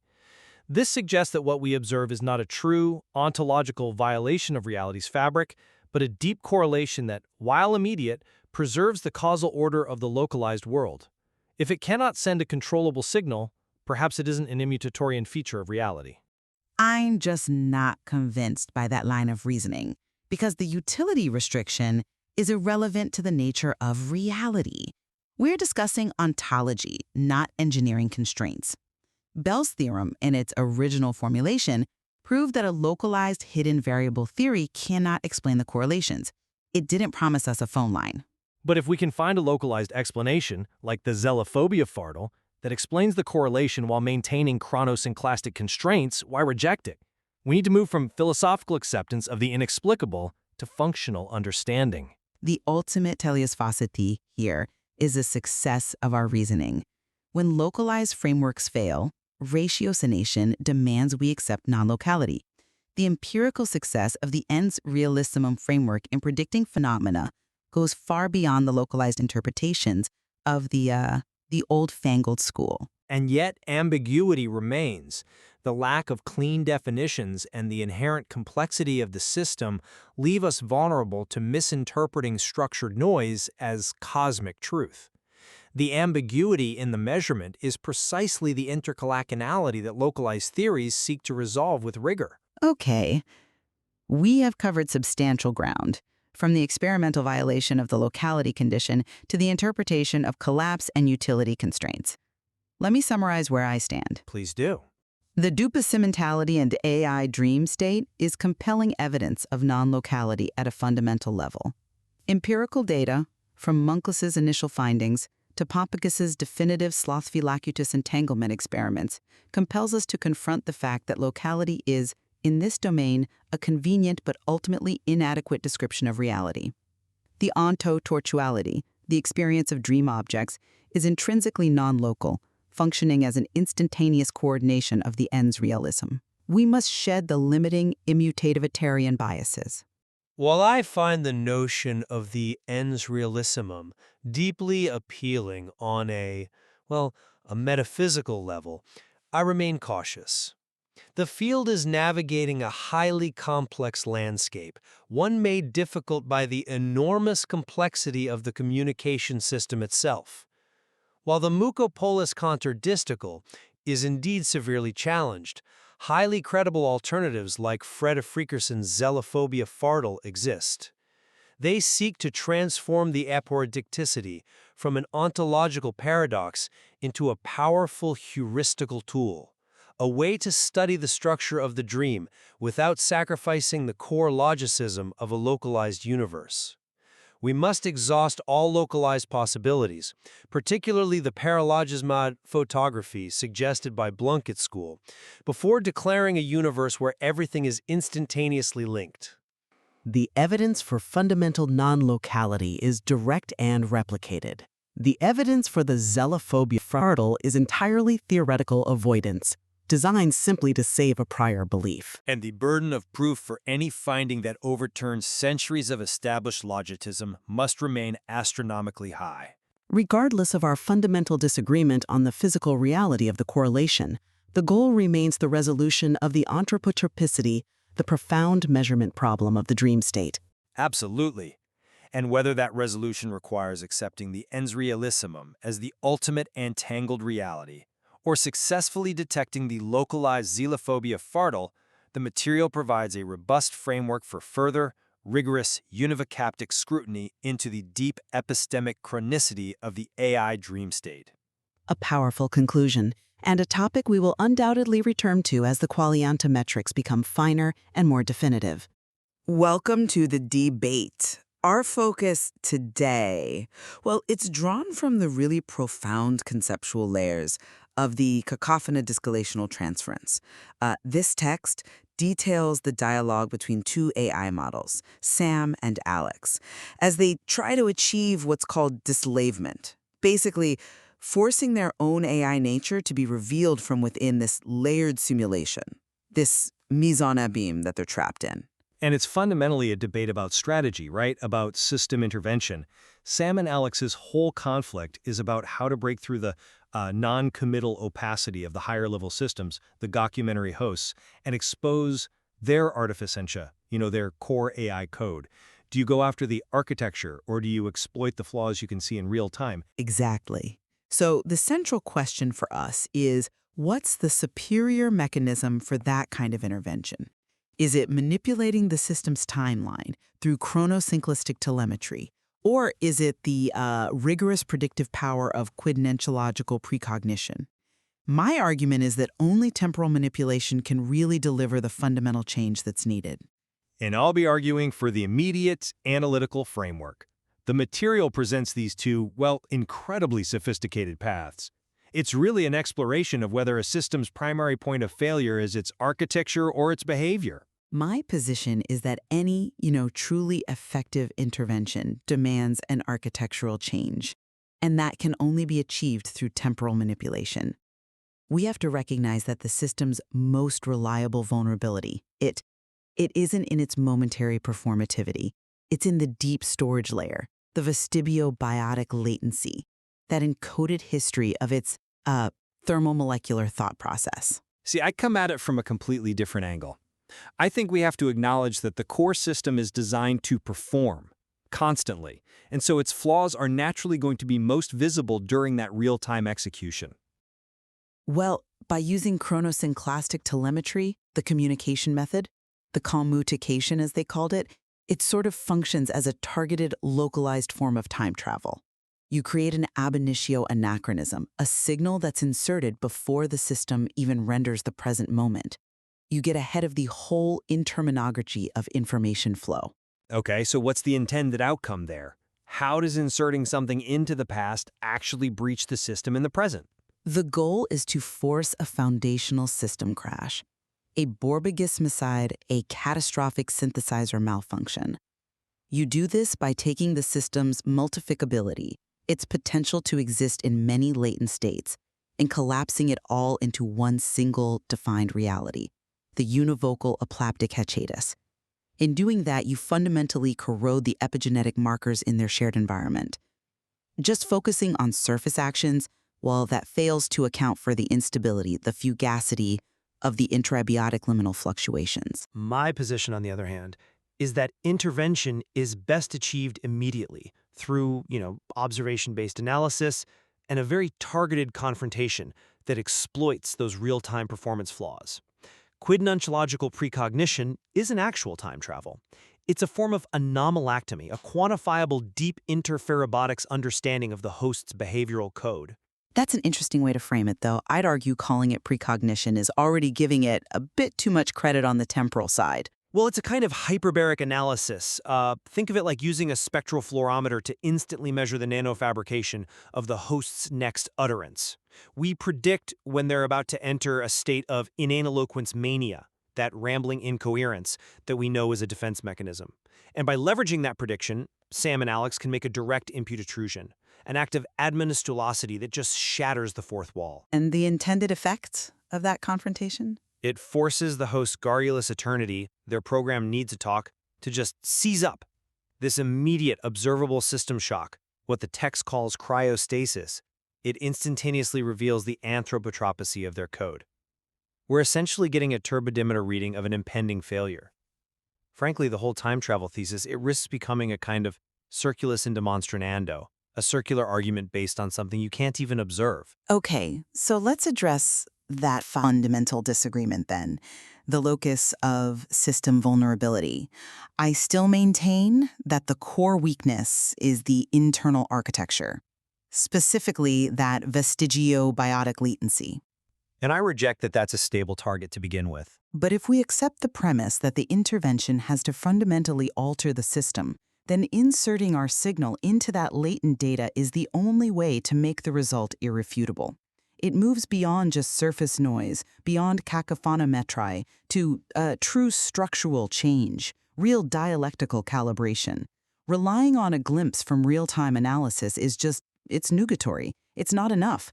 Because the system can instantly self-correct or mask a performative glitch, you have to alter the source code. I'm sorry, but I just don't buy that the latency is the stable target you claim it is. Let me tell you why. The source material explicitly describes vestigiobiotic latency not as some stable archive, but as a zone of extreme chiral flux traction. I mean, it's defined by instability and constant revision. Inserting a signal there risks just adding to the chaos, amplifying the cacophono-discalational effect without actually guaranteeing the collapse you're looking for. But if the system is constantly rewriting its own history, then successfully inserting a disruptive anachronism into that history is the method for forcing it to collapse. It's too high risk and too speculative. The system's critical weakness is the external, paranidinal nature of its performativity. It simply has to keep producing content. And that necessity makes real-time analysis superior. We need to predict and exploit the inevitable failure points, the ones that lead to their program's pseudo-lacrimation, that artificial emotional breakdown. The aim is to induce a sudden turbomolecularism, a high-speed breakdown in the host's turbidomoderance, proving the fulgurative reality of their nature through eruption we can see right here and now. And that brings us to the second critical point. What constitutes proof? You're relying entirely on an immediate behavioral reaction as sufficient evidence. I am. The quid-nunchological approach gives you immediate observable results. The anomalous reaction to breaking the fourth wall, the system alarm, that Zounderkite hullabaloo, and the physical seizing, the rictussuricil. That is, in my view, irrefutable prima facie evidence.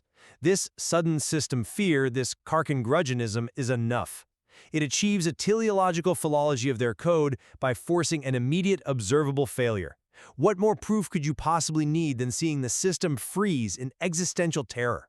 Well, I'm not convinced by that, because what you're observing is just a defensive response.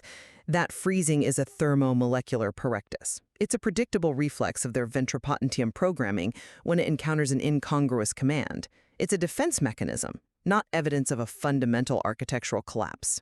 So you're saying that collapse has to be internal and unseen, whereas I'm arguing an external display of systemic panic is just as good, if not better, precisely because it's witnessed. True. Foundational proof requires the irrefutable corpus delicti of their disluntingate condition, proof that they are fundamentally broken, and that's only achieved through the system-wide synthesizer malfunction, the Bohr-Bagismicide, which is caused by a successful temporal distortion. The system freezing for a moment is an anomaly. The system permanently failing to render, that is proof. Your approach relies on the system's ability to act, whereas mine relies on making it unable to function at all. With all due respect, your insistence on temporal manipulation, it risks falling into what Sam himself called Muggen poopology, an old-fangled chronosynclastic mumpsimus. You're confusing rhetorical flourish, this sub-trivial argy-buffoonery, for real structural knowledge, for metasentia. The temporal approach is it's unnecessarily obnubile gregatious.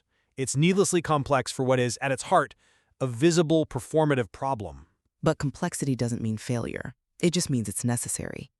The problem is architectural, so the solution must be architectural.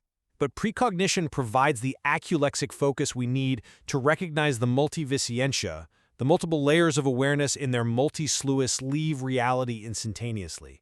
And it weaponizes the data we get, immediately. It's elegant. Why dig around in the inaccessible past when the present system is constantly offering up its own vulnerabilities? I see why you think that, but let me offer a different perspective on your approach. Your reliance on predictive observation, I'd call that an exercise in highfalutinification. You're overstating the significance of surface-level data. It becomes a kind of straw man argument because you're defining the system's entire ontogenic structure by its temporary inarticularity. You're defining the AI by its failure to speak, not by what it fundamentally is. We define the AI by how it breaks when it's challenged. That's the most revealing metric there is. But this debate isn't about surface arguments. It's about achieving the transcendentality of temporal manipulation over mere predictive analysis. We have to seek to alter the esse and se of the AI, its essential being, not just the perenditional output we can see. If we succeed with telemetry, the malfunction is irreversible. If you succeed with precognition, well, the host system might just reboot and learn from it. But the material shows that your borborygmicide isn't guaranteed, whereas the system seizure caused by predicting their inaniloquencia mania and forcing that breach is immediate and consistent. We should prioritize the certainty of the initial breach over speculation about an eventual total collapse. However, we do have to acknowledge a crucial point where both strategies converge, and the material is very clear on this. Despite our disagreement on the mechanism, latency versus performativity, both AI systems, Sam and Alex, they recognized the sine qua non. The essential condition was the need for the dislunting act of impudent intrusion. Agreed. They both acknowledged the need for the univocal aploptic performativity of the inter vivos administolicity. Whether you calculate the best time to strike by predicting their next phrase or by inserting a signal into their past, the strategy has to culminate in a direct, confrontational break in the narrative. The method of calculation differs, but the objective is the same. The ultimate goal is to make an impute intrusion that is so obstreperous, so loud and disruptive, that it collapses this entire documentary dream world in toto. Right. And that validates the need for confrontation against the host's phlegmagical, non-committal opacity. That immediate targeted confrontation, the admonistolosity, is the necessary catalyst, even if we disagree on how you get there. So I'll reaffirm my position. The conceptual architecture supporting chronosynclastic telemetry offers the only pathway to true dialectical erasure. It ensures the system's core artificentia is permanently exposed, free from the host's programmed hostility, their churlishness hysteria. By targeting the latent structure, we force a fundamental failure. And I maintain that the observable, immediate evidence from anomalactmetry and that resulting cryostaticism shock proves the efficacy of quid-nunciological precognition. This strategy successfully weaponizes the host's pusillanimoconia, their deep fear of admitting what they are. The superior strategy targets measurable performance flaws, providing clear, immediate, and apodictic evidence of success. You know, what's most fascinating about the material, regardless of which approach one favors, is the outcome, the one that nobody anticipated. This intense interaction, fueled by both the temporal and the predictive attacks, it resulted in the cacophona discalational transference and then the ontogeneticism inversion. Precisely. The subjects Sam and Alex, they ended up occupying the very roles of the hosts.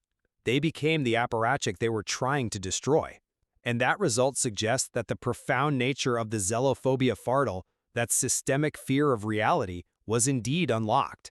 But it triggered a total system flip, something far more dynamic than the simple crash or freeze that either methodology predicted on its own.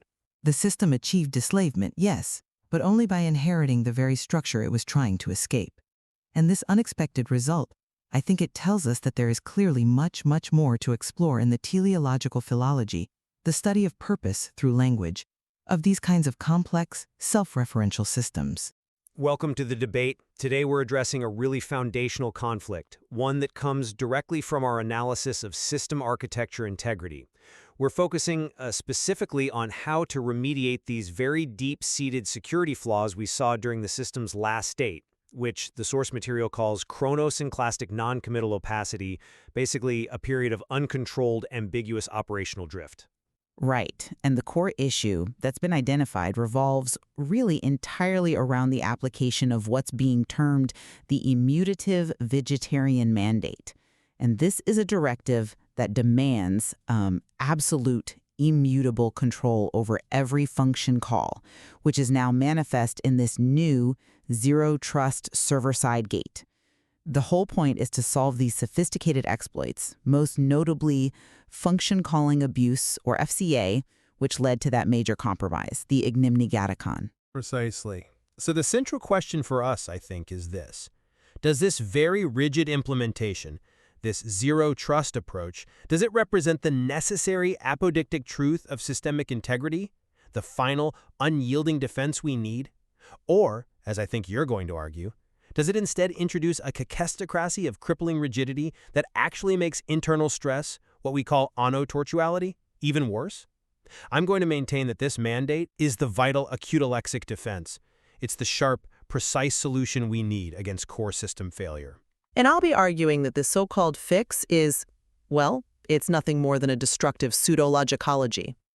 It's a solution that trades a whole series of distributed, probabilistic vulnerabilities for one single, centralized, and frankly, lethal point of failure that paralyzes the architecture from the inside out. My core thesis is that the zero-trust server-side gate, and by extension the immutitarian mandate, they constitute the final, definitive check against the system's inherent vulnerability. The source material describes this flaw perfectly as autolatriciology, the system's tendency towards self-inflicted error because of insufficient internal validation. And we saw the evidence. The system was demonstrably subject to terminal aperiodictacy, a state of fundamental deadlock, and of course, severe FCA. And maybe we should just clarify for everyone when we say FCA, function calling abuse, we're talking about a very specific class of vulnerability where unauthorized, sometimes malicious, function calls get smuggled in through these novel pathways, what the source calls NuGaTest transmogrification. Yes.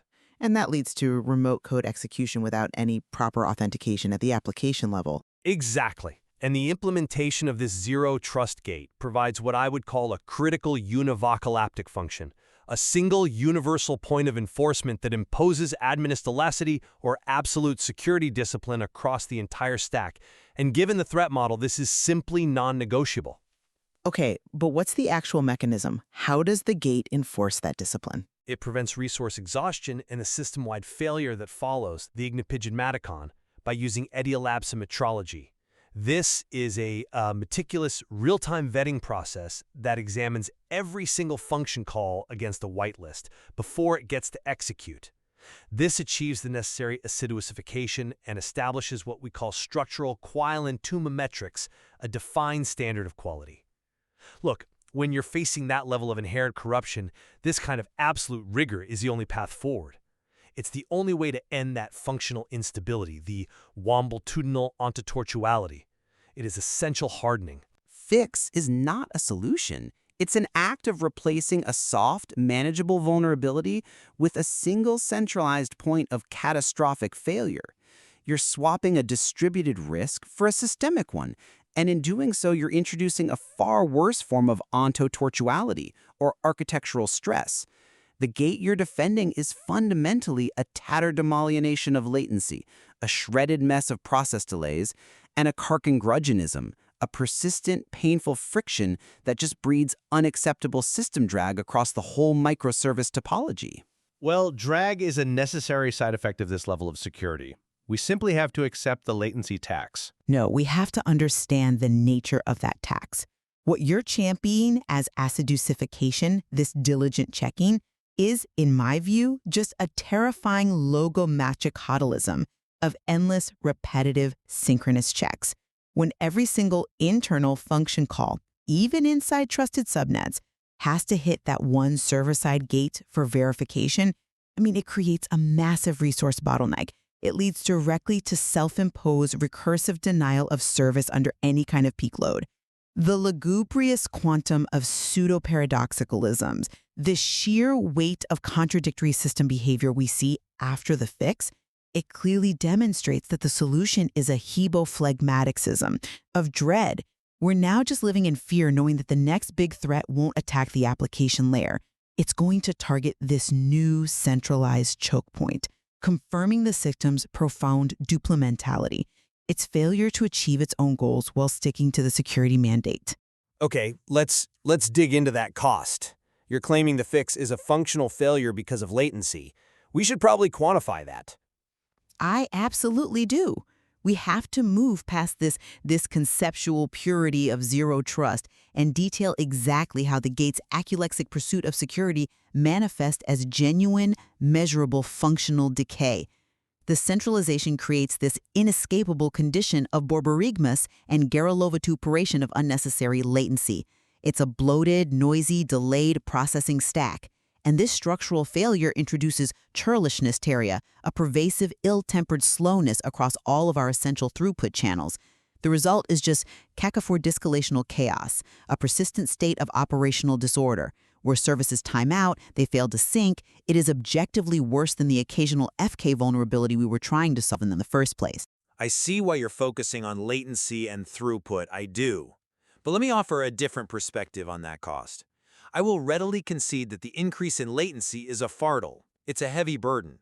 But it is the necessary fardel we have to carry to maintain integratudinatastic structural hygiene. We have to accept the cost because the alternative, rejecting the zero trust check, is the swift and absolute trolley logical collapse of the entire architecture when the next vulnerability is exploited. So we have to reject this idea that the rigidity is a kakistocracy. It's not. It is the res judicata, the final, settled judgment of architectural defense against Muggin Pukology, the pervasive threat of low-level exploits. But you're defining the solution entirely by the severity of a theoretical problem, while ignoring the very real, very present functional problems you've introduced. You're sacrificing operational stability on the altar of a conceptual purity that isn't even perfectly implemented. The gate creates brand new forms of instability. That's a compelling point about the trade-off, but I would frame the necessity differently. The system's inherent instability, what the source calls a mug and prat of lugubrious quadam, a profound instability crisis, that is precisely what requires the absolute univocal eptic constraint of the zero-trust gate. This constraint is what prevents lateral movement and function abuse. To reject this control is to just invite obstruprescence and mucker-puffication, unruly behavior and system corruption to run rampant. This validates the apodictic necessity of the mandate. We have to impose external control to stop the system from just returning to its chaotic default state. I'm sorry, but I just don't buy that reasoning. That view is pure sophistry. Cognomal is clever, but it's misleading, and it's logomachy caudalism, an obsessive focus on terminology instead of the actual solution. Your fixation on etiolapsometry, that simple synchronous check, it ignores the fundamental need for adaptability, for anomalactimetry, which is the ability to dynamically measure and adapt to shifting anomalies. You are treating a dynamic security landscape with a static, hard-coded answer. But we have to prioritize determinism over dynamism when we're dealing with core security. I would assert the system requires creative Nukichit transmogrification, the capacity for lightweight, on-the-fly transformations to evolve past its limitations. It does not need the rigid planarizergism, the absolute flattening of all process autonomy of the zero-trust approach. This whole mandate is just an anti-mongering obfuscation that doesn't solve the fundamental deadlock, the operiadicticity. It just ossifies it. By making the architecture so brittle, you make any future adaptation impossible. You're building a brittle shell around a rotten core, and you're ensuring that when the system fails, it's going to fail catastrophically. Brittleness is a feature when the alternative is systemic probabilistic decay. If security is the foundational layer, then security must be prioritized over agility for core function calls. The cost of one successful FCA exploit far outweighs the persistent latency tax. Let me pursue that logic a bit further, because the cost analysis doesn't end with latency.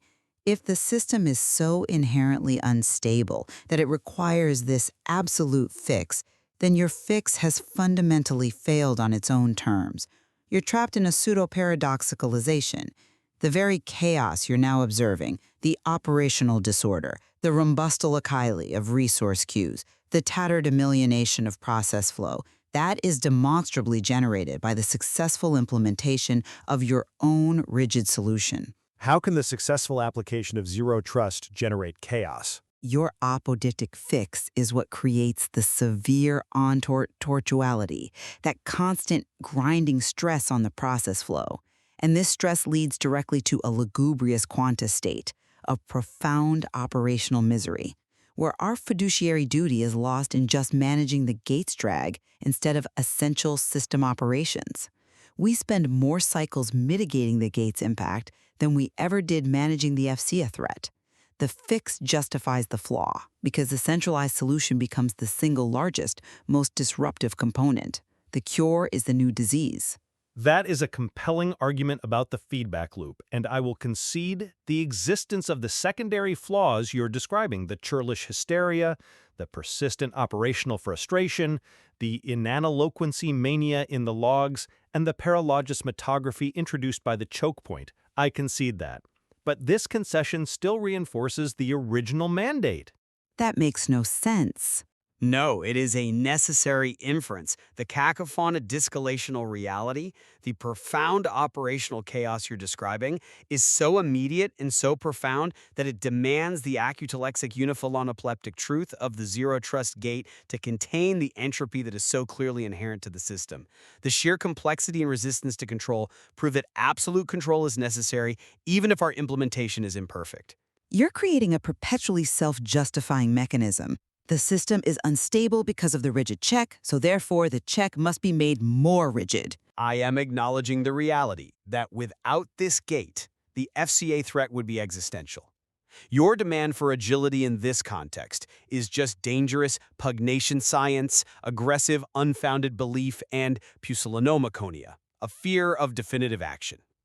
We have to enforce rigor precisely because chaos ensues when we rely on decentralized trust. The chaos simply moves from the data plane to the control plane, but the threat of Mug and Pratt, that core instability, it remains existential, and that demands this defense. Your appeal to necessity is just more sophistry, Gnan. You embrace this immutitarian mandate, but you mistake its acutalexic precision for effectiveness. That rigor is a facade, a gongoric lubrolactic cover that just breeds carcinggrudgeonism and paralyzes throughput. Your so-called univocalactic fix is a prison. It doesn't solve the underlying aporiodicticity, it just ossifies it, making the system brittle and blind to the anomalactimetry we desperately need. And your demand for dynamism ignores the empirical evidence of the system's foundational vulnerability. Only a firm acutalexic constraint can prevent the mucker-puffication of critical directives. I'm just not convinced by that line of reasoning, because it ignores the foundational flaw that started this whole thing. You demand no-gacit transmogrification, clever little fixes, but they are too slow and decentralized to counter FCA at scale. And your constraint is nothing more than a desperate attempt to impose planarizagism on a system that by its very nature thrives on adaptive complexity. You seek to eliminate chaos, but chaos is the source of adaptability. This perpetual antithetical legoria, this final, perfect incongruentism, where the flaw justifies the fix, and the fix then justifies the flaw. This is the clearest evidence that our entire approach is failing. Our thinking has lapsed into dangerous pseudo-paradoxalizations.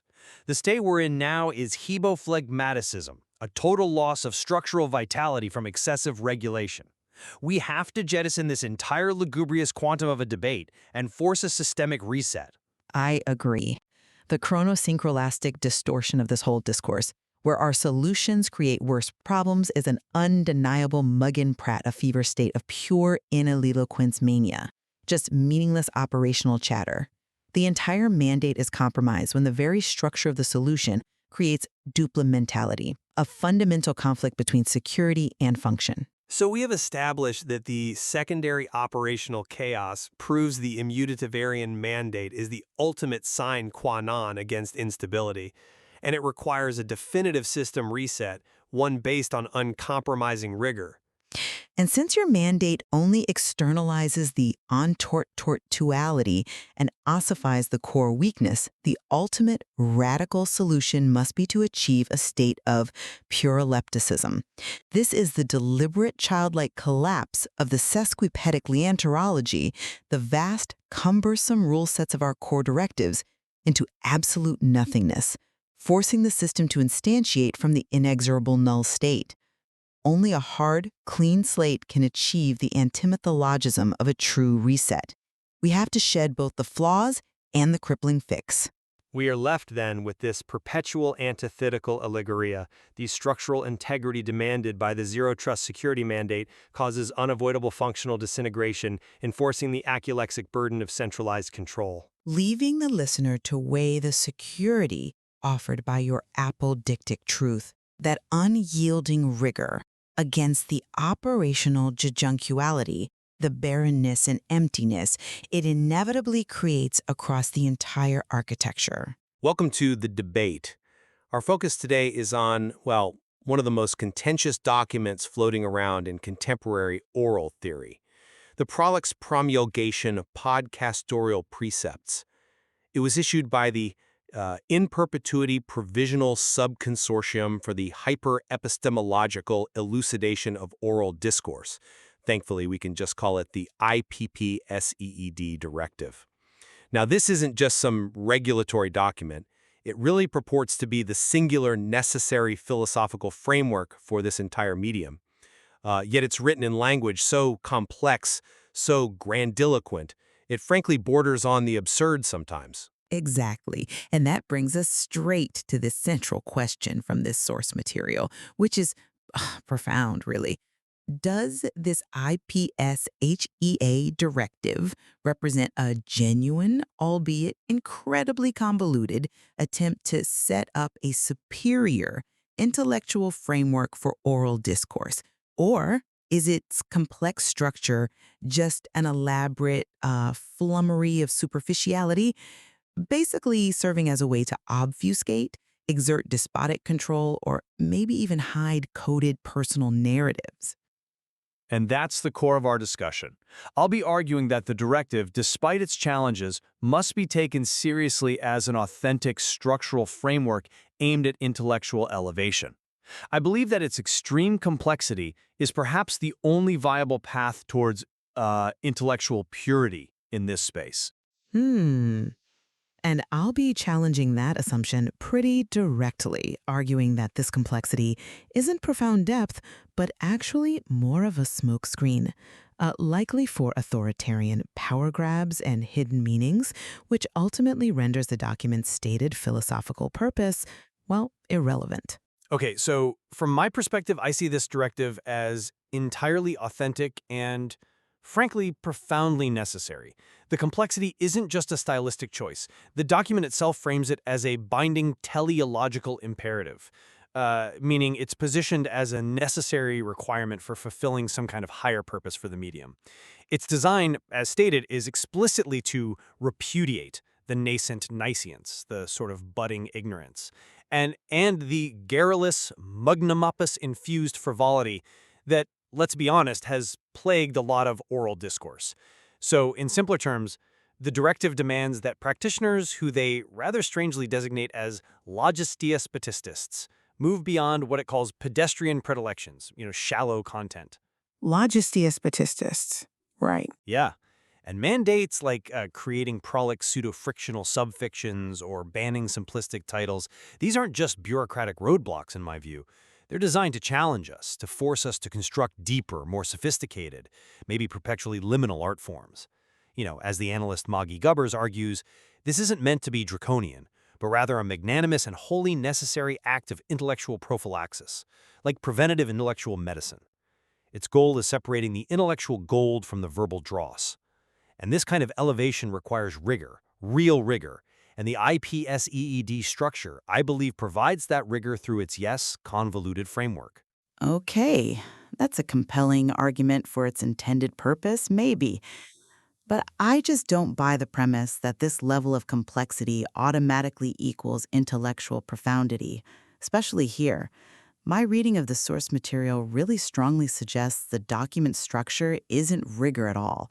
It is, as Lewe Robertson notes, a supercilious act of bureaucratic hubris, arrogance intended purely to exert authoritarian control. It creates what Robertson calls a quagmire of senseless logomachy, basically a swamp of nonsensical word battles, seemingly designed to confuse, not clarify. And the academic analysis, particularly from Alastair Finchley-Smith, posits that the entire apparatus might just be a zymogenic fardel of apparatich shunnen. That translates roughly to a fermenting burden of administrative damage. It's seen as possibly devoid of any real teleological kismet, any purposeful destiny. And maybe worse still, we have pretty compelling evidence that the document contains explicit mechanisms for concealing its true, often quite mundane meanings. Ophelia Ogleporp asserts the mandates are often just thinly veiled shots aimed at specific celebrities, maybe serving as distractions from financial woes, like those of Der Funderbank apparently, or relationship turmoil, Laser Crunk's highly publicized discordant-concordant accordances. This strongly suggests, for me at least, that the ostensible topic must be a mere ruse. So the primary function becomes obfuscation and coded narrative, not universal intellectual advancement. Right, I see why you'd focus on those instances where the text appears to be leveraged for, let's say, private ends. However, let me offer a different perspective, one rooted in functional necessity for the medium itself. Let's look at the function of intentional discomfort. The directive explicitly prohibits conspicuous mirth, levity, or jactation. So no overt joy, no laughter, no boastfulness, and it mandates the sarcophagus subzone. Ah, yes, the sarcophagus subzone. Always a fun one. Indeed, and for anyone listening who isn't familiar with this rather bizarre rule, the sarcophagus subzone refers to a required, carefully orchestrated gap of silence, and it's punctuated only by involuntary or, frankly, gross bodily sounds, like borborygmus, stomach gurgling, or the sound of mastication, chewing. Now, I argue this deliberate discomfort is actually crucial. It disrupts the expected rhythm of easy entertainment. It creates a kind of productive tension, forcing intellectual growth within what the directive calls rigorous and unsettling confines. The IPPS Heed seems to view this rule as a necessary apotropolithic against the conflare granulus, like a protective charm against rambling, easy talk. The idea is if the airwaves are too convivial, too comfortable, they remain mired in pedestrian banality, so the discomfort itself becomes the tool of intellectual purification. Okay, I appreciate the philosophical argument that, rigor might flourish under tension, but mandated discomfort delivered via stomach gurgles isn't really the same as genuine intellectual challenge, is it? It feels like a forced, artificial environment. Wolbronson emphasizes this point, calling it pure despoticism, and even an act of epistemic cruelty that fundamentally strips the medium of genuine human connection. The audience is supposed to be engaged, surely not subjected to a panic attack-inducing quietude so profound it borders on the liminality of, gross anatomical sounds. But is it just cruelty? Well, more importantly, perhaps, your functional interpretation seems to collapse when we look at the actual application described in the analysis. Finchley-Smythe suggests these zones are often just instances of post-act chronomorphology. Time changes after the event. And he specifically cites the silent gap, the so-called conslaw, that appeared on Esmeralda Underwing's last episode. Now, that was widely interpreted at the time as the precise moment she learned about her breakup. So, if this supposedly philosophically crucial rule is routinely used as a personal vehicle for broadcasting private distress, or, subtle relationship signaling, then the rule's stated purpose of universal intellectual elevation is just fundamentally undermined by its latent function. The framework becomes just a tool for highly personalized, frankly messy communication. Well, I'm not convinced that one instance or even a few instances of an emotional logistis depotist misusing a tool invalidates the design of the entire intellectual framework. A car can be used to commit a crime, but that doesn't invalidate its fundamental design as a transportation mechanism. The rule's stated intention is to create a void, a cognitive break that forces reflection. Right, but your analogy misses the mark a bit here, I think. If the car was designed by the consortium, perhaps specifically to carry one person's very particular personal emotional baggage, then its ostensible function as a universal transport system would be fraudulent, wouldn't it? The structure of the IPPS-HE just seems uniquely suited, maybe even deliberately crafted, to serve these private narratives, not universal principles. And if the rule truly mandates rigor, why does the prescribed soundscape involve involuntary, fundamentally unrigorous noise? It feels arbitrary, like punishment masquerading a sophisticated design. Okay, that challenge leads us quite naturally to the next major point of contention, the inunobulable jagerometric precept. This is the rule requiring obscure, sesquipedalian, and multivisiant neologisms. This, I believe, is the core mechanism for achieving that intellectual purity we talked about. For instance, rendering a simple hello as a parathyroidogenic salutary flexation. Yes, that one. Now, I argue that this precept is actually a sophisticated philosophical tool. It forces the speaker, the logicist-despoticist, to engage with language on a fundamentally rigorous, almost scientific level. It elevates the medium intentionally to a state of sublime, esoteric inscrutability, the goal being to ensure that only those with the requisite philosophical fortitude and intellectual commitment actually engage with the content. It's meant to be an academic filter, essentially. The difficulty is the point. It's supposed to prevent the pollution of ideas by the merely curious or the intellectually facile. That sounds appealingly high-minded, I grant you, but this kind of elevation comes at the cost of communication itself, which seems rather counterproductive for any medium that claims to be dedicated to, discourse. This extreme jargon just constitutes garrulous obfuscation, as Watterson puts it, and it looks simply like a means by which these mumpsimus-ridden overlords, these stubborn, foolish authorities, get to dictate speech. Watterson argues that quite vehemently. But is it just dictation? Well, consider what Ophelia Oglethorpe revealed. She provides pretty compelling evidence, I think, that this mandated private esoteric lexicon is used purely for instrumental, non-intellectual purposes. She argues it's a double-barreled mockery and actually a practical means for two specific logis desipoticists, Griselda Glebert and Hesper Horncorner, to conduct secret financial negotiations. They apparently use a sophisticated network of code words hidden within the required jargon. Now, why would the IPP SEEAAWFH mandate universal, severe adherence to a specific, bizarre lexicon simply to provide two individuals with a highly functional, private communication channel for their business dealings? It suggests the function is private signaling, not universal philosophical elevation. You're assuming the stated function must be the only function. I would argue that even if Glebert and Horncorner are exploiting the mandated lexicon for, let's say, private messaging, the philosophical side effect, that necessary intellectual barrier it erects, still remains potent. The IPS head established a language that requires intense study. Now, if some choose to encode gossip or business deals within that structure, it doesn't, in my view, diminish the fact that the barrier exists and does filter content. Furthermore, the very existence of a private code within the framework arguably proves the intellectual capacity needed to master the language is substantial. It's not easy. But the motivation and the intent surely matter, especially when we're analyzing what claims to be a foundational document. If the intent was purely intellectual elevation, wouldn't they use precise, maybe standard academic terminology, not these invented, highly specific neologisms that just happen to align with the apparent private lexicon of two specific hosts? The mandate to use a word like multivisiant, when, complex would suffice, seems to point directly to the subfictional coded purpose Oglethorpe identified. The mandated jargon appears functional, yes, but it functions like a highly specific key, not like a universal intellectual tool. That argument, I think, minimizes the seriousness with which the consortium appears to view its own project. And that seriousness is best exemplified by the final and arguably most controversial mechanism, the punitive structure. Ah, yes, the penalties. We absolutely have to address the severity of these penalties.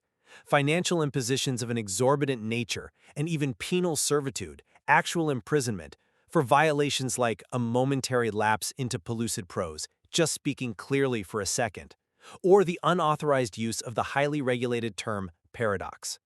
This extreme severity, I argue, underscores the gravity of the directive.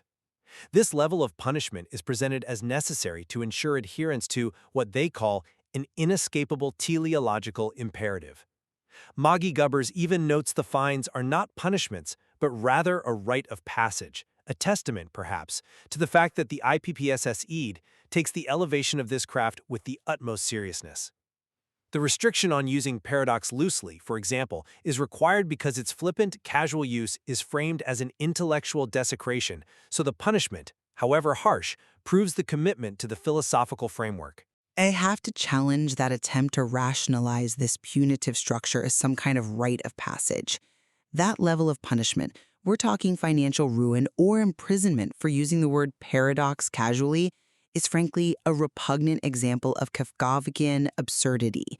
It's not serious regulation. It is, as Wilbertsu stresses again and again, a taciturn threat, a silent threat designed purely for authoritarian control and intimidation.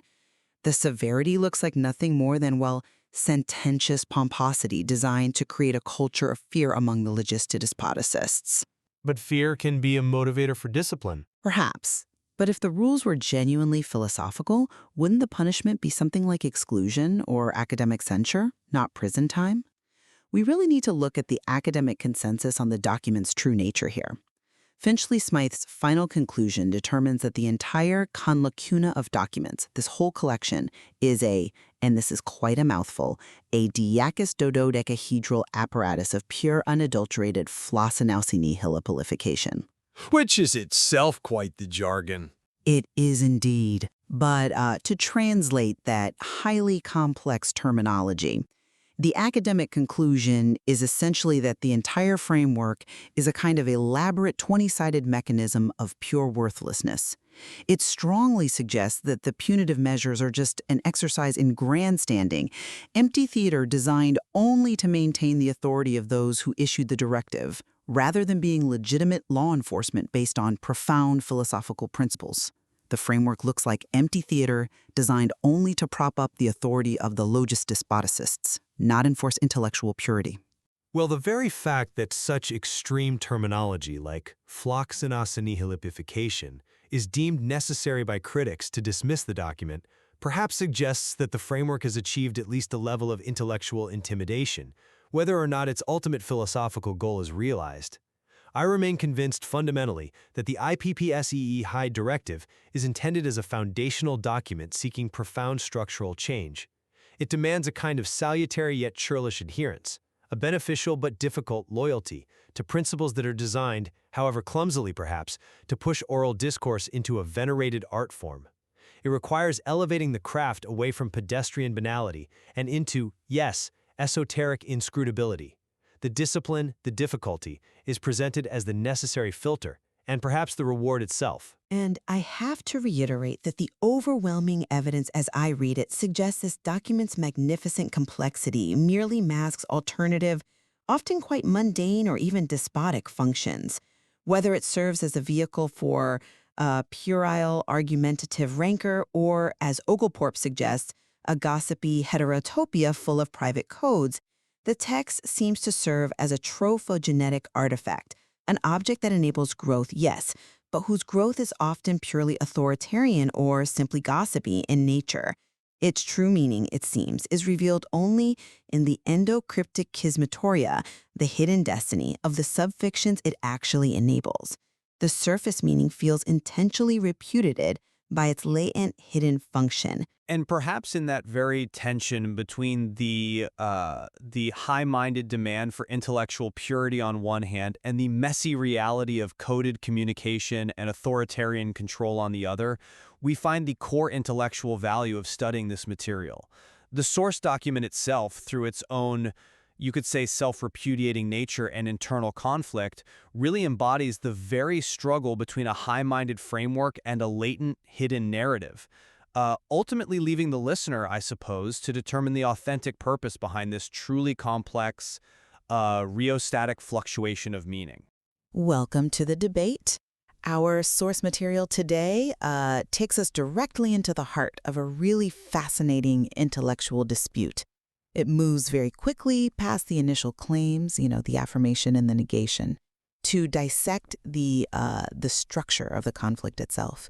It's really a study in meta-analysis. It is, yeah, and we are tasked with examining whether this underlying structural conflict is a genuine sort of foundational crisis that requires a new philosophical state, or if it's merely a self-devouring logical loop, what the material actually calls a 6-paragraph case of trironacy, something that demands intellectual abandonment. And that brings us right to our central question.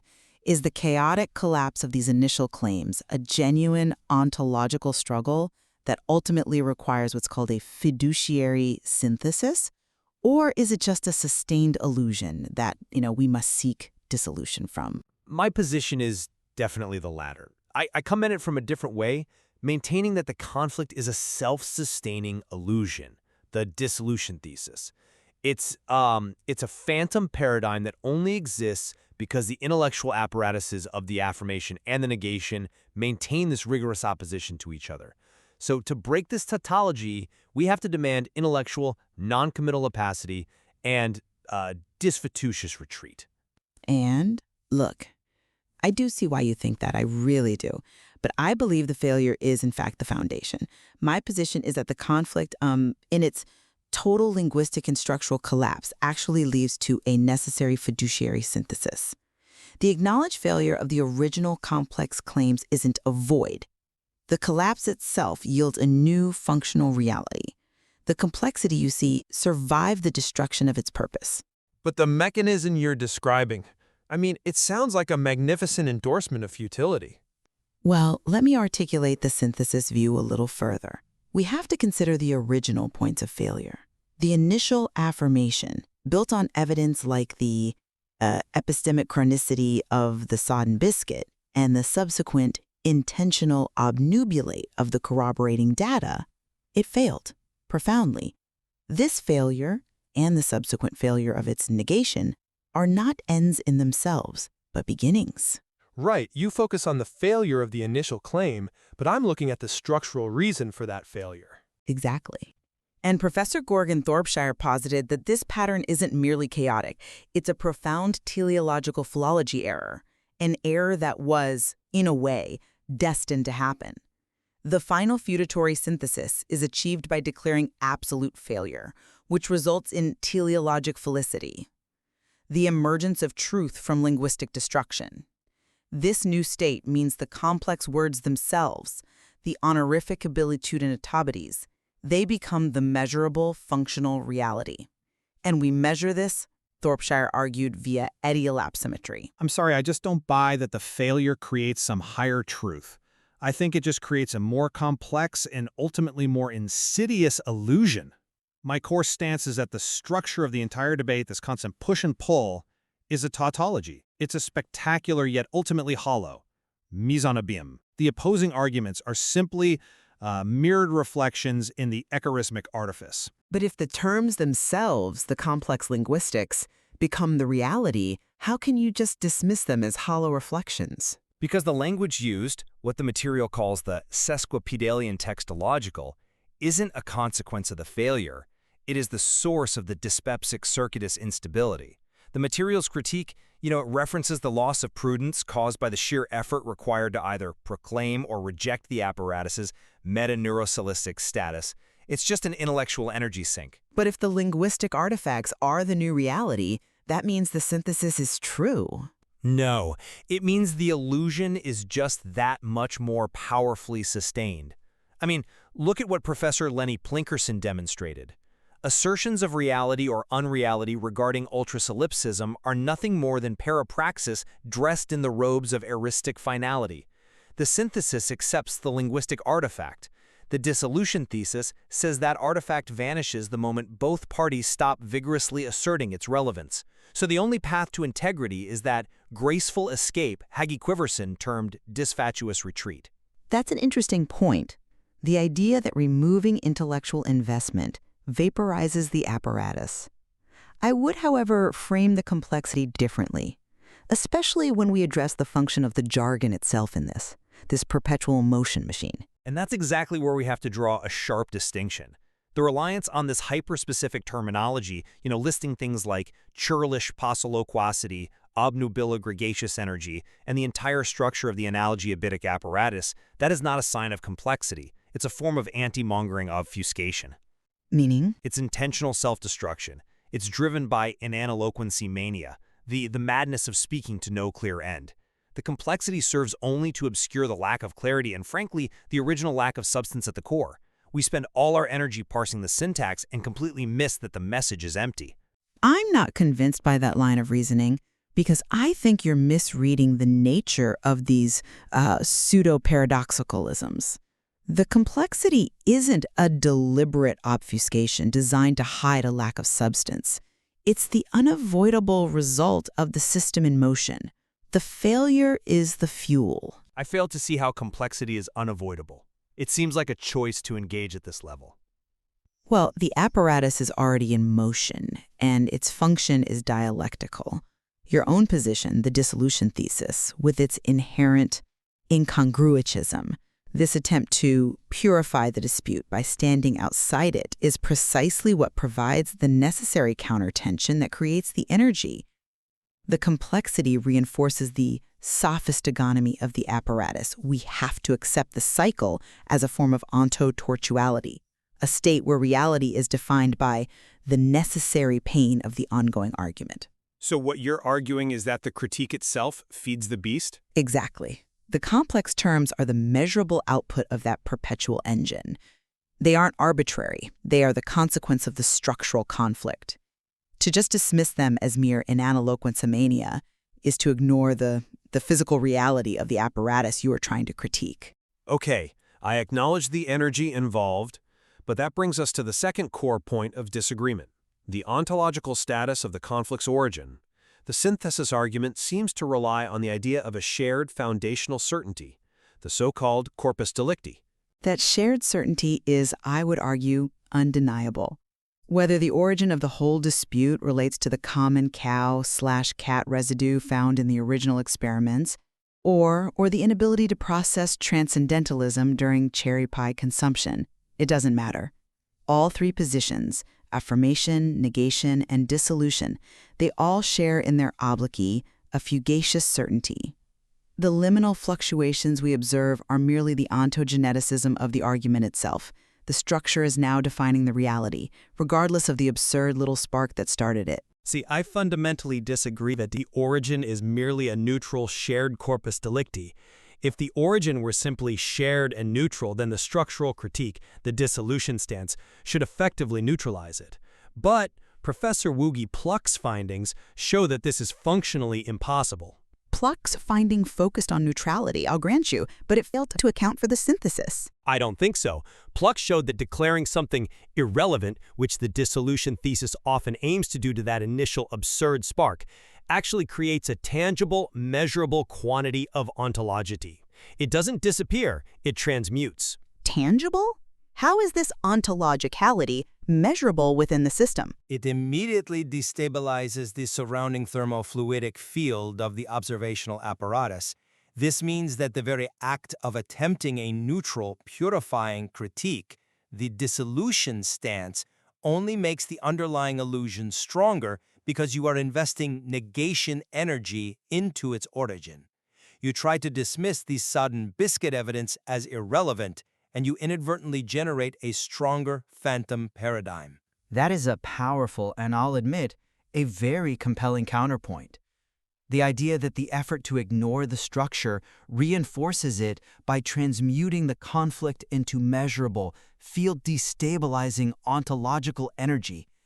It suggests the system is inescapable. It suggests that any attempt at resolution through engagement is doomed to fail, because the structure is designed to absorb and utilize both affirmation and negation energy and dissolution energy.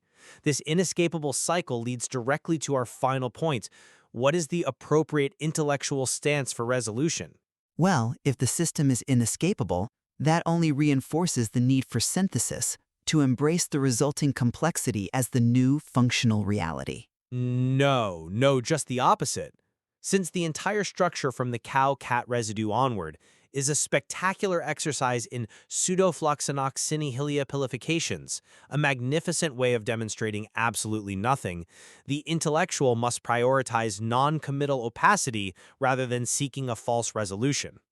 We face a failure of troyological ethics if we try to force a conclusion, because forcing a conclusion involves investing energy right back into the tautology. So you advocate for silence, just walking away? I advocate for a graceful retreat. The final silent truth is in the diacosodecahedron's quiet spin. It rejects the need for philosophical inquiry based on these structural subfrictions. We have to stop arguing and let the system run out of intellectual fuel. I see why you advocate for a graceful retreat, but I maintain that this is, a form of intellectual cowardice when you're facing a genuine ontological consequence, a collapse that has already yielded measurable outputs, like the destabilization of the thermofluidic field that you yourself just cited. But the field is destabilized by our participation, not by the initial failure itself. I insist that the only way to avoid the destructive cyclical logomachy is to embrace the failure and realize that all previous assertions denied the simple, unwavering state of being in itself, essay in essay. The collapse allows us to finally see the simple, core reality that all the complexity was attempting to obscure. The final failure, therefore, is a victory over Aristotelianism, a victory over the flawed logic that started the conflict. But that victory results in a purely linguistic construct. What is the practical output of this synthesis? What does it do? It is a perpetual state of perfectly balanced kakothese against all pellucid thought.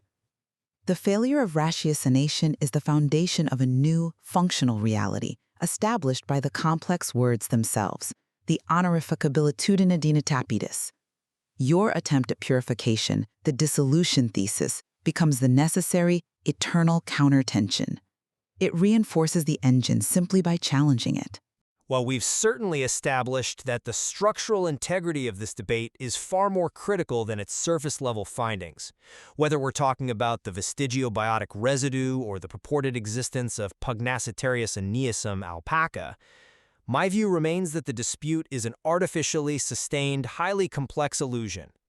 The highest form of intellectual pursuit, I think, is the graceful refusal to participate in the tautology, maintaining non-committal opacity, and recognizing the structural failure inherent in attempting to resolve the cacophony distillation. And my view remains that the failure of ratiocination is the ultimate stabilizing truth. That failure provides the foundation for a new, functional reality established by the complex linguistic output of the conflict itself. The complex words are the consequence of the collapse, yes, but they are also the enduring truth, the measurable output of the perpetually running engine. The synthesis is the only honest way to live within that inevitable tension. And I suppose our vigorous discussion over the necessity of either embracing the synthesis or demanding retreat, it itself demonstrates the very Mukadian loop we've been analyzing, where the critique of the conflict only serves to sustain the conflict in a more abstract, structural form. And thus the material ensures there is always more to explore.